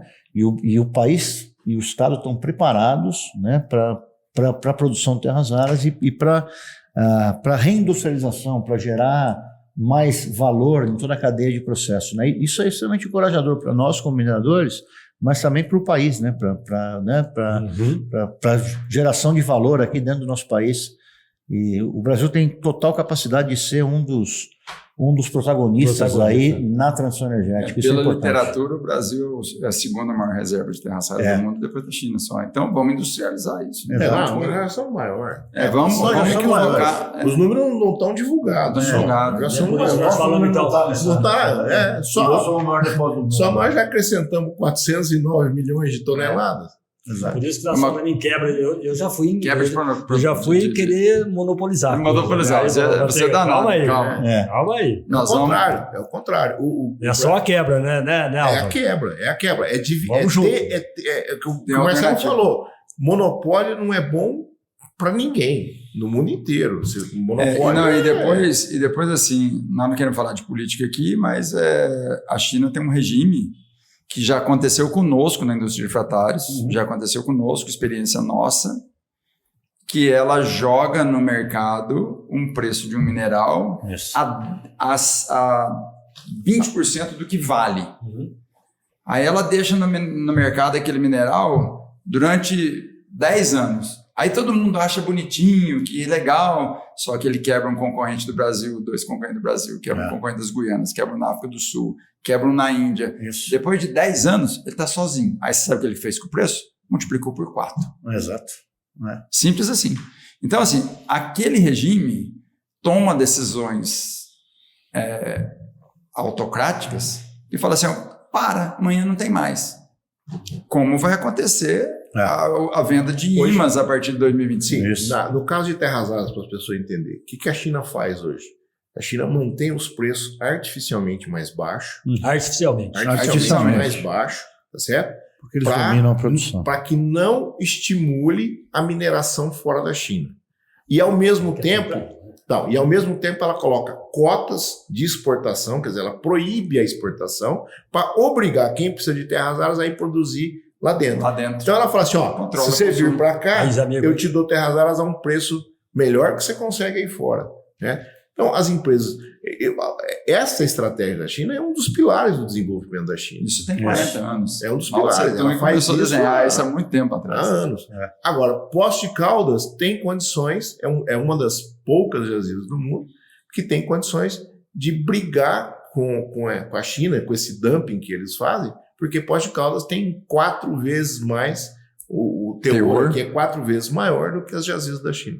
Poços de Caldas, então, será conhecida como terra, além de água sulfurosa, mas nós vamos fazer Cidade das Rosas. Nós vamos ter um papel importante. Como disse o William, além das águas raras, nós teremos as terras raras. Além das águas raras, os amigos raros, nós temos as terras raras. Lívio, fecha aí, irmão, do jeito que você quiser. Vamos lá. Eu gostaria só de comentar um negócio, meu irmão. Primeiro, agradecer em nome da Tony, em nome da Tegran, em nome da Meteoric, né? Em nome pessoal do Lívio, que é amigo de carrinho de rolimã na rua, que não jogava futebol por causa disso. Em nome do Álvaro, do famoso Telex e do Marcelo. A tua receptividade. Vocês deram sorte que eu não cheguei naquela época, senão vocês eram tudo perna de pau. Tudo perna de pau. Mas aí agradecer muito a abertura sua e eu queria deixar um negócio comentado aqui. Eu sei que teu programa tem um acesso muito grande, você é muito conhecido em Poços, muita gente te assiste pelo teu podcast, te ouve diariamente e tudo. E uma coisa interessante é o seguinte, certamente essa conversa nossa pode gerar questionamentos dos teus ouvintes, dos teus telespectadores. Transmite para a gente as perguntas. Eu tenho certeza absoluta que o Marcelo vai ter o maior prazer de escrever, demonstrar. A hora que essa planta estiver funcionando lá na frente, nós vamos ter o maior prazer de mostrar como é que é feito e provar para o pessoal, olha, tá vendo? É desse jeito mesmo que a gente falou. É igual fazer na bacia, que a gente falou, só que numa escala maior. Então, foi justamente para isso que nós fizemos aqui o convite, para que vocês explicitassem melhor isso para a nossa população, para as pessoas que estão nos ouvindo e nos assistindo. Perfeito. O Álvaro Fluke. Foque. Telex, né? A gente agradece, né, a oportunidade que você nos deu de poder vir aqui. A oportunidade, na verdade, vocês é que nos deram. Né? Mas para a gente é sempre, quanto mais a gente fala, quanto mais a gente divulga, quanto mais discute, melhor é. Porque a população fica mais informada, vamos falar assim, esse assunto é um assunto que quase todo dia, umas 2, 3 pessoas na rua me perguntam e eu gasto o tempo para poder explicar, porque eu acho que é importante. Cada um que você fala, ele vai falar para 2, 3 e assim vai, e a população vai se informando e sabendo. Muito bom. Obrigado. Obrigado, Lívio. Valeu. Lívio, Valério e Tony. Valério, pouca gente conhece. É só você, a dona Leia, meu tio Carlos que me chamava de Valério. Teu tio Carlos. Meu tio Carlos me chamava de Valério. E hoje eu vou chamar de Vitor na rua. Vitor, eu olhei, é uma prima dele, sabe? A Jane. Porque é a única pessoa que me chamava de Vitor. Ela foi uma vez, foi na minha casa um dia e falou, o Vitor tá aí? Acredite se quiser. Não, aqui não tem ninguém com esse nome. Tua mãe falou. A minha irmã falou para ela. Não tem ninguém com esse nome aqui. Não, mas ele é meu aluno. A senhora está enganada. Ela falou, eu fui lá pegar o livro, não tem ninguém. Eu falei, você está de brincadeira. Aí minha irmã falou, nossa, mãe, você chamava Vitor. Quando ela me chamou de Vitor, eu falei, Jânio, já sabe. Fecha aí, Marcelo. E uma coisa, aí eu vou dar a bola para o Marcelo de novo, piquicando aqui. Mas a gente tem que agradecer também ao comprometimento do Marcelo, do Andrew e da turma, do time que eles estão montando aqui, que são pessoas extremamente competentes. Tomara que ele não me ouça falando isso, porque depois eu não vou suportar esse cara. Mas são pessoas extremamente competentes que abraçaram para fazer daqui uma indústria de classe global. Eu acredito porque eu te conheço. A gente sabe que se não ficar bom, se não ficar bom, eles vão ter problema conosco, né? Então, como a gente vai participar como assessor, acompanhando, ajudando, mas também nós temos poder de criticar o projeto deles. Sem dúvida. Certo? Que bom para eles. Sem dúvida. Que bom para todo mundo.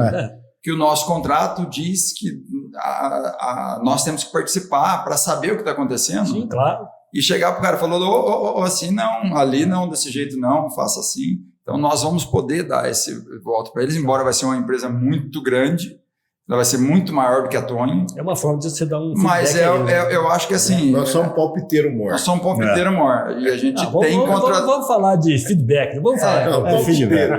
Não, a parceria com a Tony foi o que fez a gente se desenvolver tão rápido aqui, não tem a menor dúvida, né? Por causa de toda a expertise, por causa de tudo que foi falado aqui, por causa de todo o respeito que eles sempre tiveram ao meio ambiente, à sociedade e à comunidade, né? Então, nós entramos aqui com o pé direito e, né? Seja bem-vindo a Meteoric então, todos para cá, né? Me coloco totalmente à disposição, né? É o primeiro projeto em 35 anos que eu mudo com a minha família, tá? Não só eu, mas os australianos que estão vindo para gerenciar junto comigo o projeto estão mudando com a família deles para cá. Isso diz muito, né? Diz como a gente está se dedicando. Da credibilidade da história. Exato. Então, é isso aí. Então está sempre à disposição. Ao ponto que nós fomos dos nossos amigos mineradores aqui falando para eles, abrimos o jogo. Falou, é desse jeito que nós fizemos.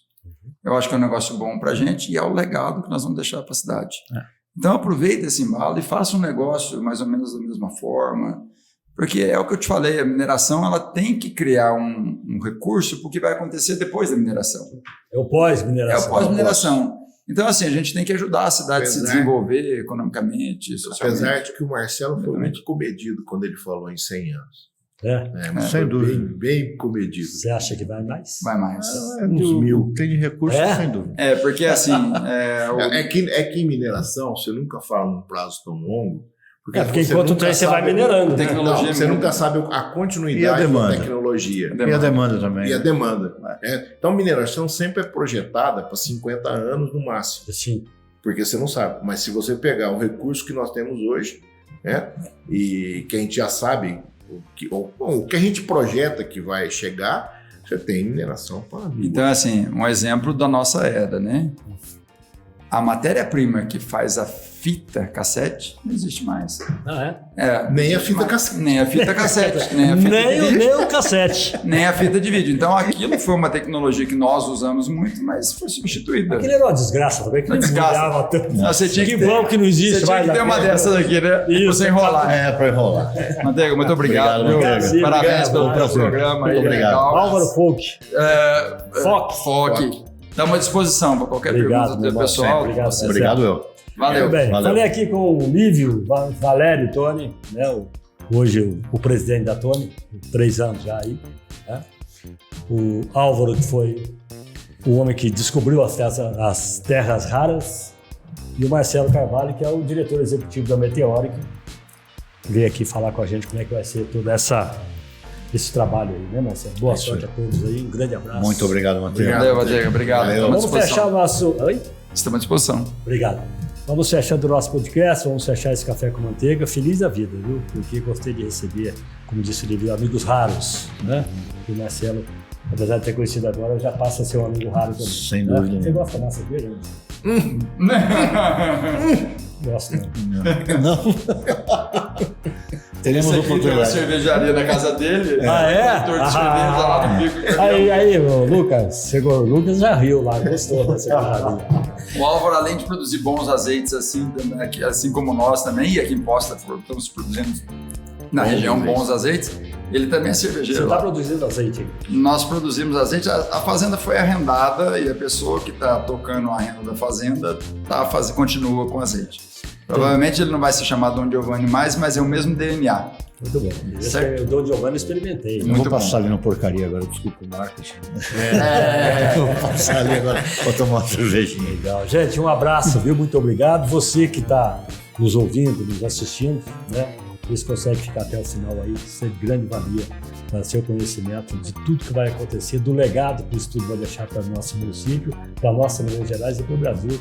Nós passamos a partir daí a ser protagonista nesse segmento. Né? Um grande abraço a você, fica em paz, vai na fé e a gente se fala na próxima quinta-feira. Até lá.